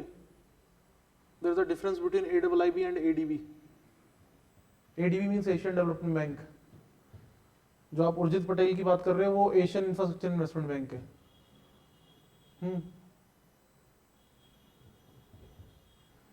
अब ये तो तुम्हें मुझे बताना चाहिए, इंडियन है। हाँ जी, जो ऑनलाइन स्टूडेंट है वो बताए मुझे जरा, इतने सारे ऑनलाइन बच्चे जुड़े हुए हैं। हाँ जी, who is the current vice president of Asian Development Bank? ADB के करंट वाइस प्रेसिडेंट कौन है? Very good Nisha, very good. बाकी बच्चों को पता होना चाहिए था, अशोक लवासा। अब ये तुम्हें अशोक ADB पे कहां पहुंच गया इलेक्शन कमीशन ऑफ इंडिया का बताते बताते? वो पहले इलेक्शन कमिश्नर ही थे, और अभी उनका टेन्योर खत्म नहीं हुआ था, बीच में ही बोल दिया कि चलो जाके एडीवी में बैठो, क्योंकि उनके जो डिसीजन थे ना वो उनको रास नहीं आ रहे थे। तो टेक्निकली आपने क्या किया, आपने डिमोट कह लो या आपने उन पोजीशन से हटाना कह लो। अब मान लो उनको वैसे नॉर्मली हटाते तो शोर पड़ जाता कि आपने कैसे हटा दिया, उसके ऊपर केस भी फाइल हो सकता था, बहुत कुछ। इन्होंने क्या किया, इन्होंने चुपचाप किसी को बिना पता चले, तुम्हें पता है ना कि ये स्मार्ट प्ले करते हैं, ठीक है, कुछ पॉलिटिशियन जो है वो बहुत स्मार्ट प्ले करते हैं, ठीक है, और अमित शाह उसी में से एक हैं, ठीक है। तो यहाँ पर इन्होंने क्या किया कि इन्होंने कहा कि चलो हटाते नहीं, इनको एक काम करते हैं, इनको बोल देंगे कि तुम्हारे अच्छे काम को देखते हो तुम्हें एडीवी में भेज रहे हैं। हाँ जी, क्लियर, देश को तुम्हारी जरूरत वहां है, समझ रहे हो या नहीं समझ रहे हो। जैसे सेम एग्जांपल हमारे पास किसका देखने को मिलता है, अशोक खेम का, जो हमारे पास one of the senior IAS officer Haryana cadre में थे, ठीक है। अब वो जिस भी डिपार्टमेंट में जाते थे ना, वहां पे करप्शन सबके सामने रख देते थे। तो उन्हें कहां भेज दिया, ठीक है, बीज वितरण विभाग में, सीड डिस्ट्रीब्यूशन डिपार्टमेंट में, ठीक है। जो खेती के लिए सीड्स होते हैं ना, उसमें क्या वो देखें, वो छोटा डिपार्टमेंट होता है, कुछ भी नहीं, ठीक है, जानबूझकर मतलब ऐसा किया जाता है, ठीक है। तो ये लोग स्मार्ट प्ले करते हैं, ठीक है, टर्मिनेट नहीं करेंगे, हटाएंगे भी नहीं, और सामने वाले को बोलने का मौका भी नहीं देंगे, ठीक है। तो ऐसे कुछ केसेस पिछले कुछ टाइम में देखने को मिले हैं, जिसकी वजह से इलेक्शन कमीशन की न्यूट्रलिटी पे सवाल खड़े हुए। जैसे एक और एग्जांपल था, कोविड के टाइम पर क्या हुआ कि जब तक मोदी साहब की रैलियां चली तब तक कोई हमारे पास बीच में वो कोविड रिस्ट्रिक्शन नहीं लगी, जैसे ही रैलियां खत्म हुई कोविड रिस्ट्रिक्शन लागू, यस और नो, देखने को मिला था या नहीं मिला था। लोगों ने इस चीज को लेकर बहुत गालियां भी दी थी, बहुत भड़के भी थे लोग। तो मतलब कि पिछले कुछ टाइम में, मैं तुम्हें यह समझाना चाहता हूं, इन शॉर्ट कहानी क्या कह रही है कि पिछले कुछ टाइम में हमें इंटीग्रिटी पे सवाल खड़े होते दिखाई दे रहे हैं, किसके, इलेक्शन कमीशन ऑफ इंडिया के। और उसका रीजन क्या है कि जो हमारे पास इलेक्शन कमिश्नर है, जो इलेक्शन कमिश्नर है वो हमारे पास अपॉइंट होता है during the pleasure of president, और प्रेसिडेंट उसको कभी भी हटा सकते हैं। चलो एक बार सारा कुछ हम देखते हैं अभी एक एक करके। तो बेसिकली क्वेश्चन समझ आया कि क्या हो रहा है अभी, इश्यू क्या हो रहा है। हाँ जी, क्लियर। तो न्यूट्रलिटी पे सवाल खड़े हो रहे हैं। और बच्चों एक बात ध्यान से सुन लो, अगर election commission of India compromise हो जाए तो उसका मतलब तुम्हारी डेमोक्रेसी कॉम्प्रोमाइज्ड है, ठीक है। और ये बहुत बड़ा क्वेश्चन उड़ जाता है फिर हमारे पूरे कॉन्स्टिट्यूशन के ऊपर ही, ये हमारा कॉन्स्टिट्यूशन कर क्या रहा है, डेमोक्रेसी कॉम्प्रोमाइज हो गई फिर कॉन्स्टिट्यूशन का फायदा ही क्या। तो ये बहुत इंपॉर्टेंट टॉपिक है। टॉपिक समझ गए क्यों इंपॉर्टेंट है, क्योंकि सीधा सीधा सवाल किससे जुड़ा हुआ है, डेमोक्रेसी से और हमारे कॉन्स्टिट्यूशन से। तो स्ट्रक्चर ऑफ ईसीआई देखो पहले तो अब तुम कुछ चीजें समझो, एक एक करके स्टेप बाय स्टेप सारी चीजों पे चलेंगे, ठीक है। तुम्हें एक ओवरव्यू मैंने दे दिया कि हमारा टॉपिक किस एजेंडा के आसपास घूमता है। तो सबसे पहले तो original election commission of India की बात करें तो उसमें एक चीफ इलेक्शन कमिश्नर हुआ करते थे। कितने लोग थे, केवल एक chief election commissioner, there is only one chief election commissioner. लेकिन फिर क्या होता है, हमारे पास इलेक्शन कमिश्नर अमेंडमेंट एक्ट आता है 1989, और जिसमें इसको एक मल्टी मेंबर बॉडी बना दिया जाता है। तो अब मेरी बात ध्यान से सुन लो, अब तुम्हें ना पूरा इलेक्शन कमीशन का पूरा स्ट्रक्चर अच्छे से पता होना चाहिए, क्योंकि प्री में भी तुम्हें यहां से सवाल देखने को मिल सकते हैं। डन, कब एक्ट आ रहा है, कब बदलाव हो रहा है, वो सब चीजें तुम्हें याद रखनी पड़ेगी, कोई और ऑप्शन नहीं है। उसके बाद हमारे पास the election commission shall consist of chief election commissioner and such number. अब देखो ये फिक्स नहीं है कि 2 इलेक्शन कमिश्नर होंगे, ये बहुत इंपॉर्टेंट है, वो तुम्हें कंफ्यूज करेंगे स्टेटमेंट देकर कि as per the system there must be chief election commissioner and to fix नहीं है, एक चीफ इलेक्शन कमिश्नर होगा and such number of other election commissioners if any as the president may from time to time fix. मतलब आज 2 हैं, अगर अभी Narendra Modi government चाहे तो 5 भी कर सकती है। ये बात समझ आई या नहीं आई, ये वाला पॉइंट क्लियर हुआ, ये पॉलिटी का इंपॉर्टेंट पॉइंट है। हाँ जी, क्लियर। तो ये कब से है हमारे पास, जब से हमारे पास अमेंडमेंट हुई है कि कितने भी हमारे पास इलेक्शन कमिश्नर हो सकते हैं, चीफ इलेक्शन कमिश्नर तो एक ही होगा, उसके साथ उसकी सहायता करने के लिए मल्टीपल इलेक्शन कमिश्नर्स हो सकते हैं। हाँ जी, क्लियर। तीसरा पॉइंट देखो, presently it consist of CS and 2 election commissioner. अभी प्रेजेंट तो ये स्ट्रक्चर चल रहा है। और यहां पर आप देखिए स्टेट लेवल पर जब काम होता है तो तुम्हें ये भी पता होगा कि जो इलेक्शन कमीशन है वो हमारे पास प्रेसिडेंट वाइस प्रेसिडेंट के इलेक्शन कंडक्ट कराता है, लोकसभा के इलेक्शन कंडक्ट कराता है और स्टेट असेंबली के इलेक्शन कंडक्ट कराता है। हाँ जी, क्लियर। लेकिन जब भी स्टेट लेवल पर कोई भी काम करता है इलेक्शन कमीशन, तो यहां पर है state level, the election commission is helped by the chief electoral sorry chief electoral officer, तो यहां पर कौन होता है उसकी हेल्प करने के लिए इलेक्शन कमीशन की? चीफ इलेक्टोरल ऑफिसर, जो एक आईएएस रैंक का अधिकारी होगा। कल को अगर आप आईएएस बनते हैं तो देयर इज अ पॉसिबिलिटी कि you may be the chief electoral officer of the state. बड़ी पोजीशन होती है भाई। आप इलेक्शन कमीशन की हेल्प करेंगे, आईएएस रैंक का ऑफिसर ये सब करता है। पहले तो स्ट्रक्चर समझ आया या नहीं आया? क्योंकि जिसके बारे में बात कर रहे हैं उसका स्ट्रक्चर पूरा तुम्हें क्लियर होना चाहिए। Structure clear? इलेक्शन कमीशन का स्ट्रक्चर क्लियर? ओके। नेक्स्ट हमारे पास पिटीशन क्या फाइल हुई थी, ठीक है? क्या पिटीशन फाइल हुई थी हमारे पास वो भी देख लेते हैं। सुप्रीम कोर्ट में पिटीशन गई थी, तो सुप्रीम कोर्ट में यहां पर पिटीशन फाइल हुई थी। The bench is examining series of petition seeking functional independence of the election commission. यहां पर चैलेंज किया जा रहा है और बेसिकली बात की जा रही है कि इसकी जो फंक्शनलिटी है वो हमारे पास रूलिंग गवर्नमेंट के साथ अलाइन होती है। मतलब रूलिंग गवर्नमेंट जैसा चाहेगी, डेट्स जिस हिसाब से चाहेगी, जिस हिसाब से वो चाहेगी कि बेसिकली क्या बोलते हैं उसको, क्या लागू होता है, हाँ code of conduct, code of conduct कब लागू करना है वो सब मतलब किसके हिसाब से होगा? तो फंक्शनैलिटी के ऊपर कहीं ना कहीं सवाल खड़े हो रहे हैं, क्योंकि फंक्शनैलिटी से एडवांटेज तो मिल ही जाती है पार्टी को, पर्टिकुलर पार्टी को, यस और नो। उसके बाद हमारे पास दे सोट इंडिपेंडेंट न्यूट्रल मैकेनिज्म। अब यहां पर जो पिटिशनर्स हैं वो क्या चाहते हैं कि एक इंडिपेंडेंट और न्यूट्रल मैकेनिज्म हो फॉर द अपॉइंटमेंट आउटसाइड। अब देखो जो अपॉइंटमेंट हो रही है और किसके, दैट मस्ट बी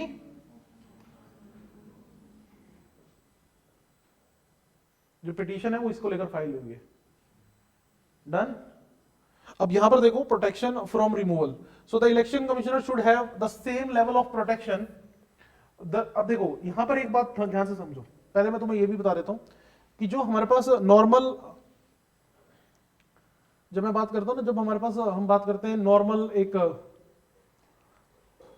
जज की, मतलब कोई भी सुप्रीम कोर्ट या हाई कोर्ट का जज है, तो उसको रिमूवल कैसे किया जाएगा? हाँ जी, by the passing of motion of removal, not motion of impeachment. Motion of impeachment word used only for president. तो मोशन ऑफ रिमूवल पास होगा by the 2/3 majority of present and voting too, but at least 50% of the present person, 50% of the you can say presence must be there.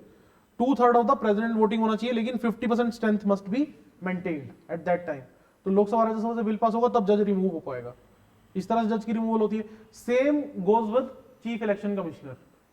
Chief election commissioner को remove करने का process भी same है as you compare it with the removal of जज of high court और supreme court. But जब मैं बात करता हूं किसकी, जब मैं बात करता हूं बेसिकली इलेक्शन कमिश्नर की, उनके साथ ऐसा कुछ नहीं है। हाँ जी क्लियर। तो एक बार आप इसको पढ़ लीजिए, ये लास्ट जो पैराग्राफ आपके सामने दिया हुआ है, एक बार जल्दी से इसको रीड आउट कीजिए।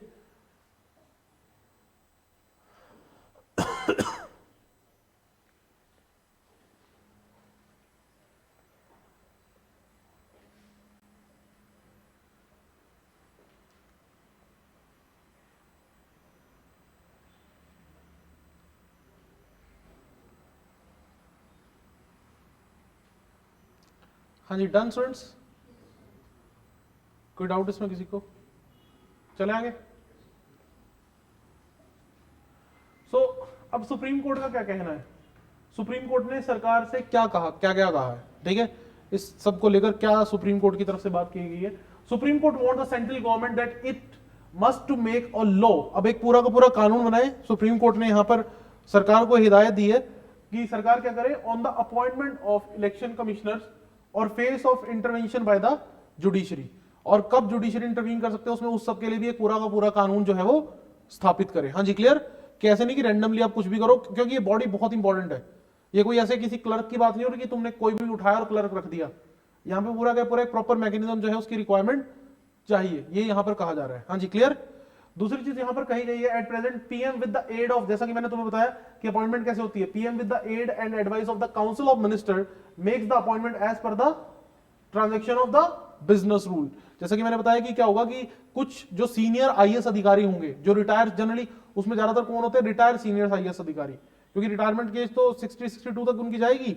उसके बाद वो मतलब यहां पर कितना, अच्छा टेन्योर कितना होता है चीफ इलेक्शन कमिश्नर का? 6 ईयर और 65 year of as, which ever is earlier. सुनते हो ना तुम लोग? 6 ईयर और 65 year of as, which ever is अर्लियर। तो यहां पर जनरली जो रिटायर्ड हमारे पास सीनियर आईएएस अधिकारी हैं उनकी लिस्ट बनाई जाती है जो इफेक्टिवली काम करके आए हैं, ठीक है, हाँ जी क्लियर। और जब इफेक्टिवली काम करके वो आए हैं तो उस लिस्ट में से कहा जाता है कि वैसे तो ऑफिशियली कहा जाता है कि प्रेसिडेंट आखिरी मोहर लगाते हैं, लेकिन तुम्हें पता है कि एक्चुअली हर नाम के साथ रिमार्क्स लिख के भेजे जाते हैं। ये भी तुम्हें मैं बता दूं, जो भी नाम सिलेक्ट होंगे ना उनके साथ रिमार्क्स लिख के बाकायदा भेज जाएंगे। अब जब रिमार्क्स में लिखा होगा कि this one is the best candidate, हाँ जी, तो तुम समझ गए कि लिस्ट चाहे कितनी भी लंबी हो, जिसके नाम के सामने लिख दिया कि this one is the best candidate, फिर क्या होगा, प्रेसिडेंट बस उसी को सिलेक्ट करेंगे। यानी कि कहने का मतलब क्या है कि अपॉइंटमेंट भले ही प्रेसिडेंट द्वारा हो रही हो, लेकिन एक्चुअली में कौन सिलेक्ट कर रहा है, प्राइम मिनिस्टर सिलेक्ट कर रहा है। हाँ जी, पॉइंट क्लियर। नेक्स्ट हमारे पास the rules only assign responsibility to start the process but are silent what should be the qualification of a candidate.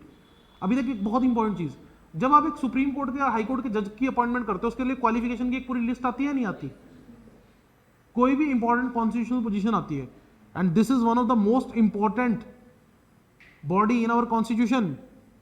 यहां पर जो अपॉइंटमेंट हो रही है उसके लिए क्वालिफिकेशन ऑफ कैंडिडेट की कोई लिस्ट ही नहीं है कि क्वालिफिकेशन क्या होनी चाहिए, कोई क्वालिफिकेशन तो पता ही नहीं है।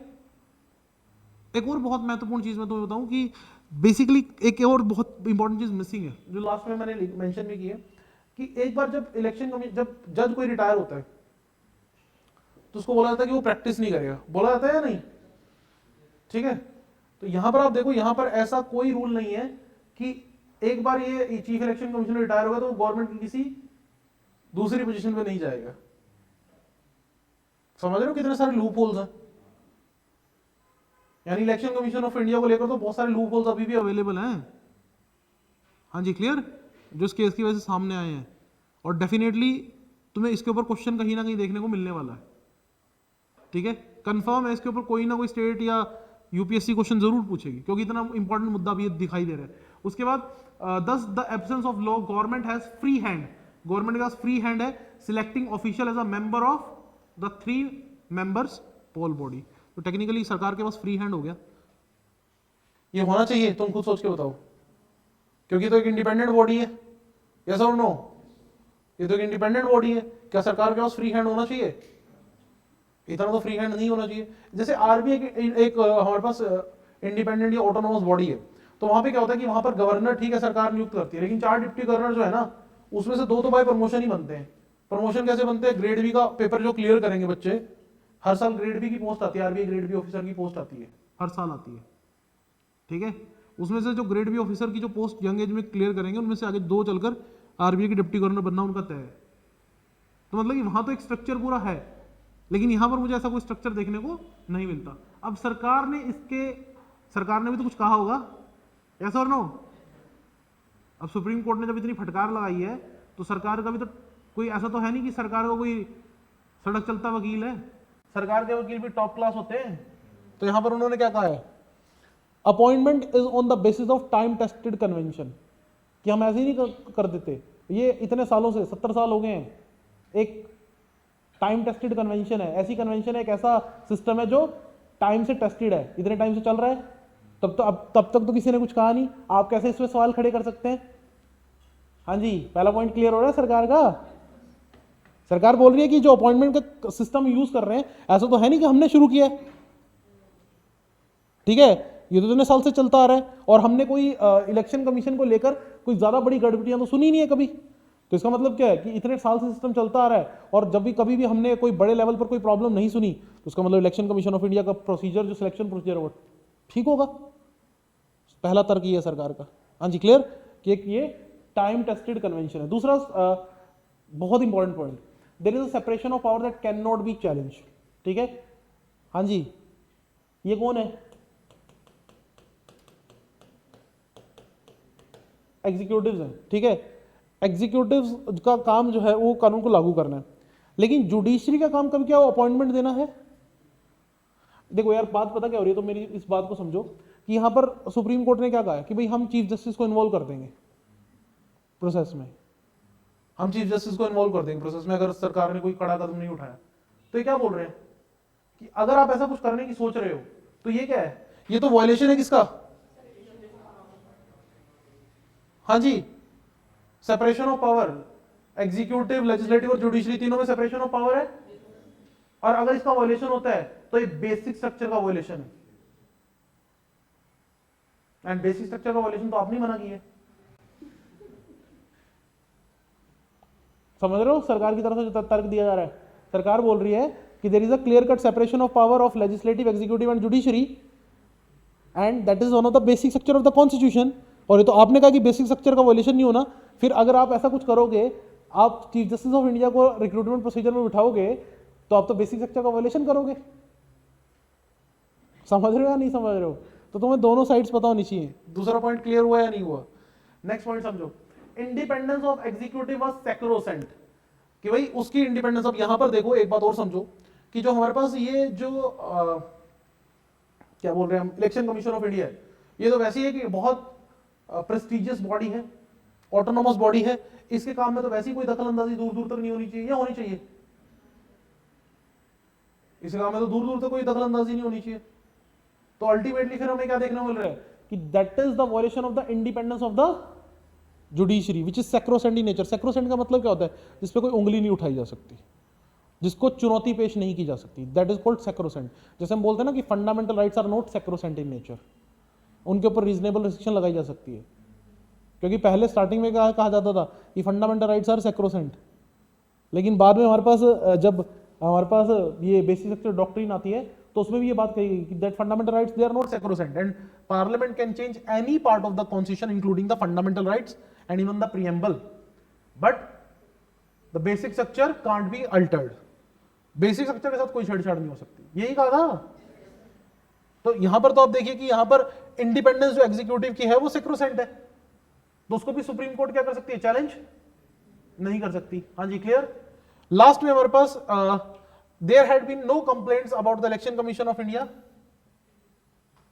इंडिपेंडेंस, मतलब ऐसी कोई बड़े लेवल पे कंप्लेंट्स हमें देखने को नहीं मिली। ठीक है, हाँ कुछ बात ये जरूर कहा गया है कि हमारे पास कुछ कई बार ये जरूर कहा गया कि इलेक्शन, एक मिनट, ओके, कई बार ये जरूर कहा गया है कि इलेक्शन कमीशन ऑफ इंडिया जो है, हम बोलते हैं ना कि इलेक्शन कमीशन ऑफ इंडिया ने कई बार ये जरूर कहा कि पक्षपात किया है, लेकिन ऐसा तो कभी नहीं कहा गया कि वो इंडिपेंडेंस ही नहीं है, वो किसी गिरफ्त में। तो ये कुछ मेजर आर्ग्यूमेंट्स दी गई है सरकार की तरफ से। दोनों तरफ से पॉइंट समझ आए या नहीं आए? पहले तो मुझे बताओ कि सरकार ने क्या कहा और इन्होंने क्या कहा। तुम्हें दोनों पॉइंट्स पता होने चाहिए। और अब तुम्हारा काम ये भी बनता है कि तुम इलेक्शन कमीशन ऑफ इंडिया को पूरा डिटेल में पढ़ लो। ठीक है, जो कॉन्स्टिट्यूशनल प्रोविजंस है वो तुम्हें एक बार याद दिला देता हूं सारे, है ना, एक बार याद दिला देता हूं सारे कॉन्स्टिट्यूशनल प्रोविजंस। सो आर्टिकल 325, ठीक है, नो पर्सन जो है that is ineligible for the inclusion और claim to be in the electoral roll on the ground of religion, race, caste और सेक्स। हाँ जी, क्लियर। इलेक्टोरल रोल से आप किसी को सेपरेट, आर्टिकल्स देख लो, ये आर्टिकल्स इंपॉर्टेंट हो गए। इलेक्शन कमीशन ऑफ इंडिया तुमने पूरा रट के जाना है, इलेक्शन कमीशन ऑफ इंडिया वाला पार्ट अब जब पेपर में बैठोगे तुम। ठीक है, article 326, election to Lok Sabha and legislative assemblies states on the basis of adult suffrage. ठीक है, अडल्ट सफरेज का मतलब 18 ईयर्स के अब, जो पहले इनिशियली कितना था 21 ईयर्स, 21 ईयर्स हमारे पास हुआ करती थी वोटिंग राइट एज, जिसको बाद में घटाकर 18 ईयर्स किया गया। कौन सी कॉन्स्टिट्यूशनल अमेंडमेंट थी? 61 constitutional amendment, 61st constitutional amendment हुई थी, जिसके तहत क्या कहा गया कि अब से वोटिंग एज जो है वो 21 ईयर्स नहीं 18 ईयर्स होगी। हाँ जी, क्लियर। इसके ऊपर भी कई बार सवाल उठते हैं कि यार डेमोक्रेसी सही है भी या नहीं, क्योंकि डेमोक्रेसी तो वहां पर सही होगी जहां पर पॉपुलेशन कम हो, ठीक है, ज्यादातर लोग पढ़े लिखे हो हमारे पास चीजों को लेकर, और उनके पास रिसोर्सेज हो। क्योंकि जब बड़ी इकोनॉमी, जब बड़ी पॉपुलेशन होती है और ज्यादातर लोग वीकर सेक्शन से बिलोंग करते हैं, तो उनको कुछ भी लालच देकर वोटिंग कराई जा सकती है। ये बात समझो ना। हाँ जी, तो डेमोक्रेसी के ऊपर भी सवाल खड़े होते हैं, ऐसा नहीं कि डेमोक्रेसी परफेक्ट है। डन। नेक्स्ट हमारे पास article number 327, power of parliament to make provisions with respect to election to the legislature. Power किसको मिली है? पार्लियामेंट को। नेक्स्ट हमारे पास article 328, power of legislature of the state to make provisions with respect to elections of such legislature, and the last one is very very very important, पढ़ो। Bar to interference by the courts in,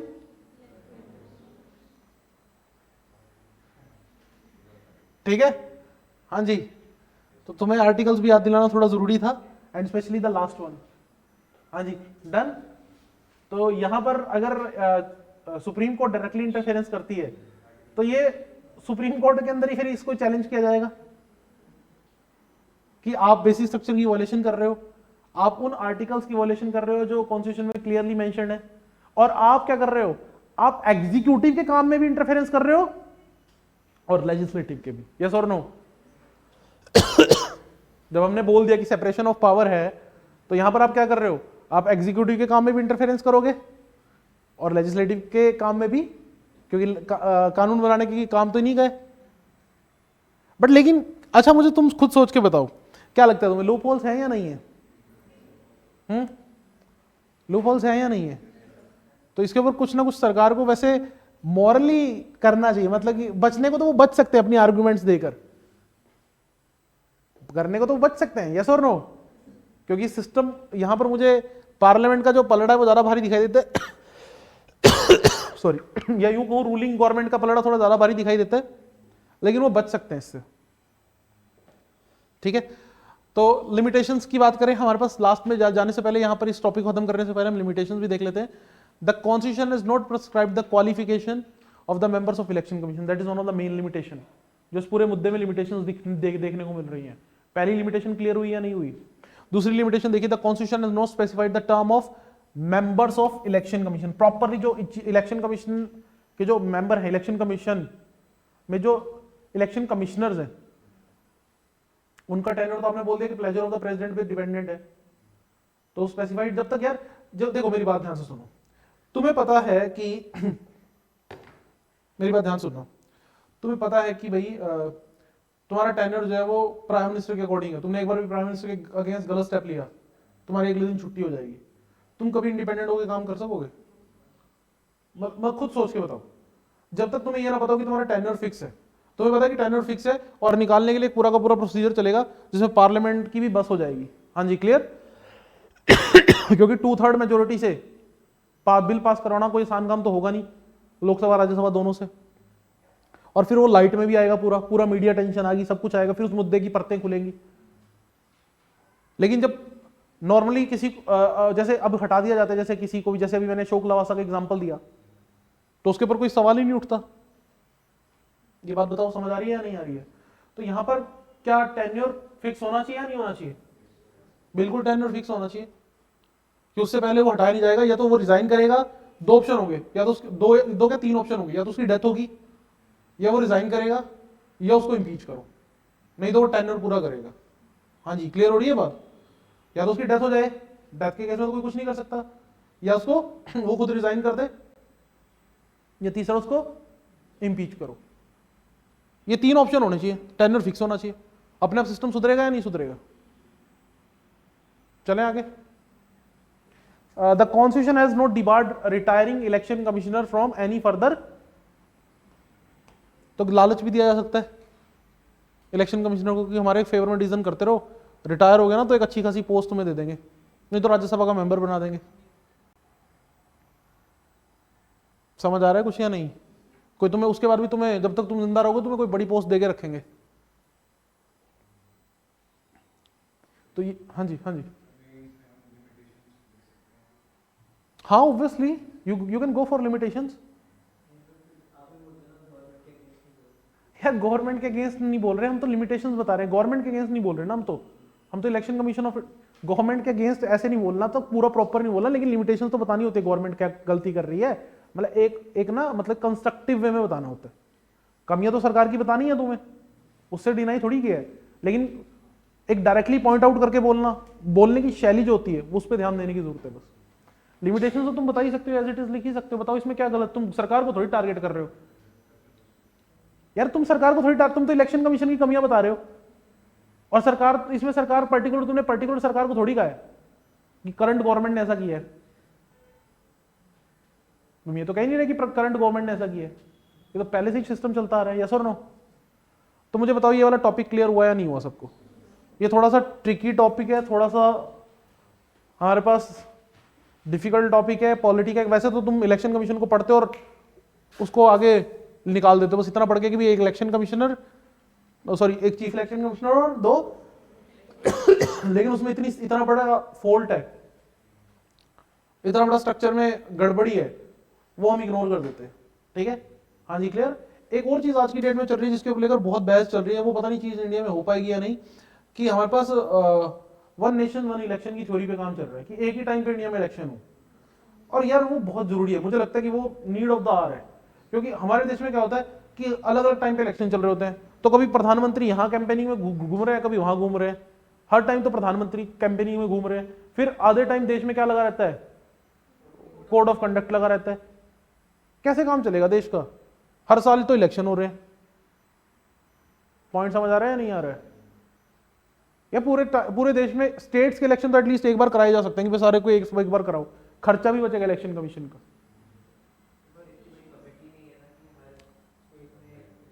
वो यार वो तो फिर structure खड़ा करना पड़ेगा ना, अभी तो मैं कह रहा हूँ कि है ही नहीं, अभी तो इंफ्रा है ही नहीं, वो तो खड़ा करना पड़ेगा। लेकिन उससे क्या होगा कि उससे ये जो अभी जैसे पॉलिटिशियंस बिजी रहते हैं, जितने भी बड़े मंत्री हैं लगे होते हैं कैंपेन में, नहीं लगे होते? बताओ तुम, प्रैक्टिकलिटी बताओ। लगे होते हैं, हिमाचल में घूम रहे थे या नहीं अभी इलेक्शन के टाइम पे सारे बड़े मंत्री? उनका काम ये, एक मंत्री के पास तो सोच के देखो कितना काम होता होगा दिन में, वो सारा काम काज छोड़ के यहाँ घूम रहे हैं। और फिर ये तो यहाँ एक इलेक्शन है, फिर गुजरात में भी है, फिर किसी और स्टेट, अगले साल किसी और स्टेट में होगा, तो ये तो गड़बड़। वैसे ये एक डिबेटेबल टॉपिक है, खैर उस पर तो मैं खैर नहीं जा रहा, मैंने यही वाला टॉपिक अपना इलेक्शन कमीशन का कर रहा हूं, तो इसमें किसी को कोई डाउट नहीं, तो नेक्स्ट टॉपिक पे हम मूव करते हैं। हाँ जी, जो ऑनलाइन स्टूडेंट्स है वो बता दीजिए।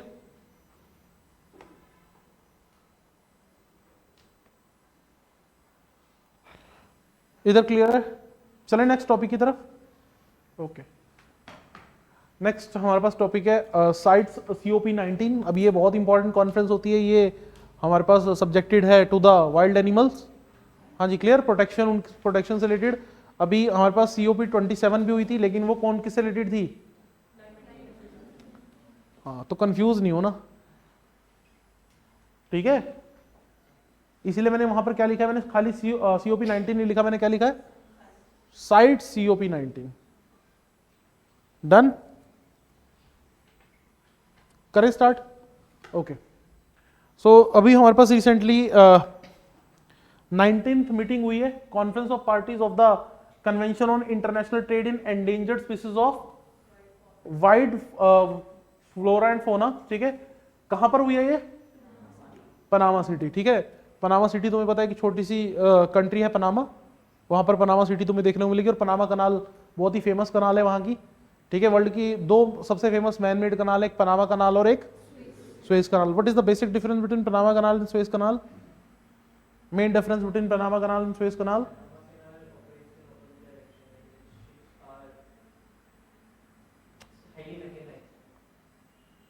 No, you can say that there is a lock mechanism in Panama Canal. Lock, उसको that's known to be lock mechanism. उसको हम प्रॉपरली बोलते हैं the main difference is the lock mechanism. उसमें क्या होता है, मैकेनाइज तो कुछ, मैकेनाइज का मतलब तो कुछ भी हो सकता है, लेकिन इसमें कैसे मैकेनाइज होता है? लॉक मैकेनिज्म कैसे होता है कि शिप अपलिफ्ट होती है, हाँ अपलिफ्ट होती है, लेकिन लॉक करके, that is not to be the lock mechanism. ठीक है, so there is a lock mechanism in Panama canal where is that is absent in case of Suez canal. तो ये जो कंट्रीज है, जैसे सुएज कनाल किसके कंट्रोल में? इजिप्ट के, और पनामा कनाल पनामा के। ठीक है, तो ये बिलियंस ऑफ डॉलर्स कमाते हैं हर साल, millions of dollar, sorry not billions, just इनसे टैक्स वसूल करके जो शिप्स यहाँ से गुजरेंगे। ठीक है, तो अभी पनामा ने होल्ड किया हमारे पास COP19 convention on the international trade in endangered species of wild फोना एंड फ्लोरा। ठीक है, और इसको हमारे पास COP19 को और किस नाम से जाना जाता है? World wild life. ठीक है, हाँ जी क्लियर। चले आगे, तो ये लोगो इस बार का रहा। ठीक है, चलिए पहले तो तुम्हें साइट्स का बता दो जिसके बारे में बात हो रही है, साइट्स है क्या? ओके, और इसमें सबसे इंपॉर्टेंट चीज क्या रही है वो भी डिस्कस करेंगे, जो जिसकी वजह से पूरा इंडिया, एलिफेंट वाला मुद्दा तुम्हें पता होगा। हाँ, एलिफेंट में, हाँ आइवरी, जो आइवरी की ट्रेड होती है उसको लेकर इंडिया ने जो है वो एब्सटेन किया है, तो इसीलिए न्यूज ज्यादा इंपॉर्टेंट हो गई है। Are you getting? अभी नहीं अगर तुमने पढ़ा तो अभी पता चल जाएगा, ठीक है। पहले साइट्स का देख लेते हैं, फिर हम न्यूज़ पे आएंगे। जो न्यूज़ है इस अभी न्यूज़ पे नहीं आए हम, अभी सिर्फ हम एक ओवरव्यू ले रहे हैं, ठीक है। तो सबसे पहले जब मैं साइट्स की बात करता हूँ, इंटरनेशनल एग्रीमेंट है बिटवीन द गवर्नमेंट्स, कितना 184 एट प्रेजेंट, 184 अभी प्रेजेंट है इसमें। और to ensure the international trade in wildlife and plants does not threaten the survival of species, ठीक है। इतने बड़े लेवल पे ही हमारे पास ट्रेडिंग ना हो कि वो स्पीसीज के सर्वाइवल को ही थ्रेटन कर दे। हाँ जी, clear. So the convention entered in force, अब ये तुम्हें याद रखना पड़ेगा प्री के प्रोस्पेक्ट से 1975, और इंडिया इसका 25th हमारे पास मेंबर बना था, पार्टी बनी थी in the year 1976, next year, ठीक है। और ये भी याद रखना, it's legally binding on the parties. पहले तो इंट्रोडक्शन क्लियर होना चाहिए। अच्छा, तुमसे मैं क्वेश्चन पूछता हूं, वर्ल्ड में सबसे ज्यादा किस एनिमल की सबसे ज्यादा हमारे पास इलीगली स्मगलिंग होती है? किसकी होती है? पेंगोलिन की। पेंगोलिन वो जिसके बारे में कहा जा रहा था कि कोविड उसी के थ्रू स्प्रेड आउट हुआ है। कोविड में जो होस्ट एनिमल था ना, अभी तक खैर पता नहीं चला, लेकिन जो मोस्ट मतलब कि एक्सपेक्टेड होस्ट एनिमल है वो पेंगोलिन है। वो पेंगोलिन क्या होता है? इंडिया में बहुत मिलता है पेंगोलिन, ये हिली एरियाज में, जो तुम नॉर्थ ईस्ट वाली साइड चले जाओ। ये पेंगोलिन क्या होता है? इसकी बॉडी पे स्केल, जैसे हमारे नेल्स होते हैं ना, स्पाइक्स नहीं, स्केल्स होते हैं, स्केल्स बोलते हैं इनको। जैसे हमारे नेल्स हैं तो उसकी पूरी बॉडी पे स्केल्स होते हैं, और जब वो हिली एरिया में होता है, जब भी उसको खतरा महसूस होता है तो अपने आप को बॉल की तरह वो रैप करता है, वो बॉल बन जाता है और वो पहाड़ से नीचे गिरता रहेगा, ठीक है। हाँ जी, क्लियर। तो पत्थर पे गिरे, चट्टान पे गिरे, उसको कोई फर्क नहीं पड़ेगा, ठीक है। और चाइना वाले क्या करते हैं, उसके जो स्केल्स होते हैं, स्केल्स का मतलब वही जैसे हमारे यहाँ नाखून होते हैं, उसकी पूरी बॉडी पे स्केल्स होते हैं, उन स्केल्स का अपनी ट्रेडिशनल दवाइयों में इस्तेमाल करते हैं।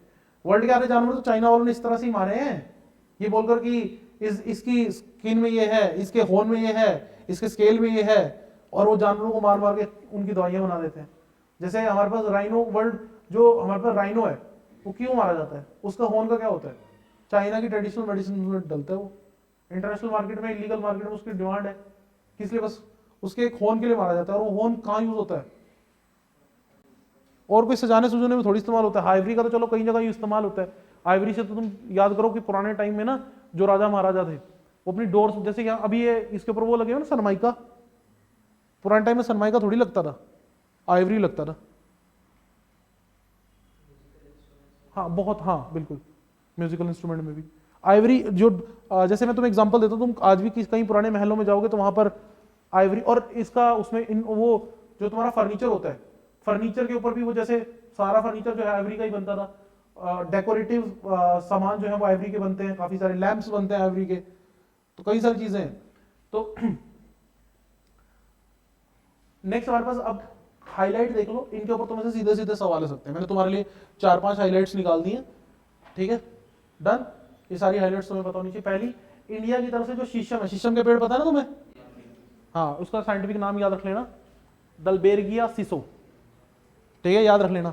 इसको इंक्लूड किया गया अपेंडिक्स 2 में। अब तुम पूछोगे अपेंडिक्स 2 क्या, ये भी बताता हूं मैं, अगली स्लाइड इसी के ऊपर है। इंडिया ने यहां पर रिक्वेस्ट की थी कि इसको अपेंडिक्स 2 में शामिल कर लिया जाए, तो इंडिया के कहने पर इसको अपेंडिक्स 2 में शामिल कर लिया गया, वन ऑफ द हाईलाइट, ठीक है। अब नेक्स्ट हमारे पास, the conference accepted the proposal to include sea cucumbers. ये होते हैं हमारे पास, जिनको हम थैलेनोटा के नाम से जानते हैं, इनको भी एक्सक्यूज मी, हरजोत पानी दे देना गर्म।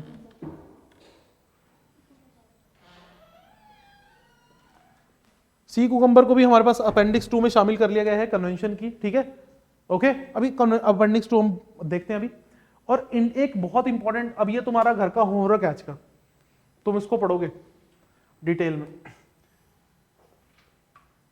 ठीक है, इसको अप्रिशिएट किया खुद, तो प्लीज इसका नाम नोट डाउन कीजिए, आप घर पे पढ़ेंगे डिटेल में, क्योंकि काफी ज्यादा हमारे पास इसके बारे में बात की गई इस पूरी कॉन्फ्रेंस में, और इंडिया के इस इनिशिएटिव को अप्रिशिएट किया गया है, ठीक है। तो आपका होमवर्क है कि आपने इसको अच्छे से पढ़ना है, ठीक है। ऑपरेशन टर्टल शील्ड, वैसे थोड़ा सा मैं आपको आइडिया दे देता हूँ कि टर्टल्स को लेकर था, जो बहुत बड़े लेवल पर जो टर्टल्स जो एक्सपोर्ट इंपोर्ट होते हैं, इलीगली स्मगल होते हैं, सॉरी, उनको रोकने के लिए चलाया गया था। हाँ जी, क्लियर। हाँ, लेकिन सबसे इंपॉर्टेंट बात क्या रही, हाईलाइट क्या रही कॉन्फ्रेंस की? Thank you. लास्ट पॉइंट पढ़िए।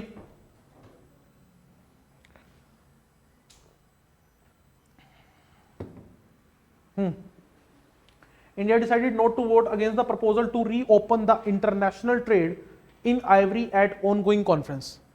अभी क्या हुआ था, मेरी बात ध्यान से सुनिएगा, ये पॉइंट आपको थोड़ी देर में पूरा क्लियर हो जाएगा। पहले ऊपर वाले 3 पॉइंट्स क्लियर है।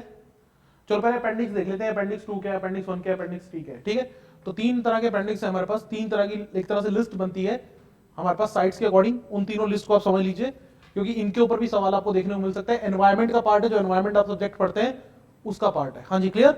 तो अपेंडिक्स 1 में क्या होता है कि लिस्ट ऑफ दैट स्पीसीज जो मोस्ट एंडेंजर्ड है, और साइट्स क्या बोलते हैं कि इनका तो किसी भी तरह का कोई भी व्यापार नहीं होगा, कुछ भी नहीं होगा। हाँ जी, क्लियर। अगर होगा भी तो उसके लिए strict rules and regulation follow होंगे, बहुत ज्यादा स्ट्रिक्ट। ठीक है, ऑलमोस्ट ना के बराबर है trade. It list the species that are not necessarily threaten, ऐसी स्पीसीज जो थ्रेटन नहीं है लेकिन विद एक्सटिंक्शन, बट अगर उनके ऊपर उनकी ट्रेड को क्लोजली कंट्रोल नहीं किया गया तो उनकी एक्सटिंक्शन हो सकती है।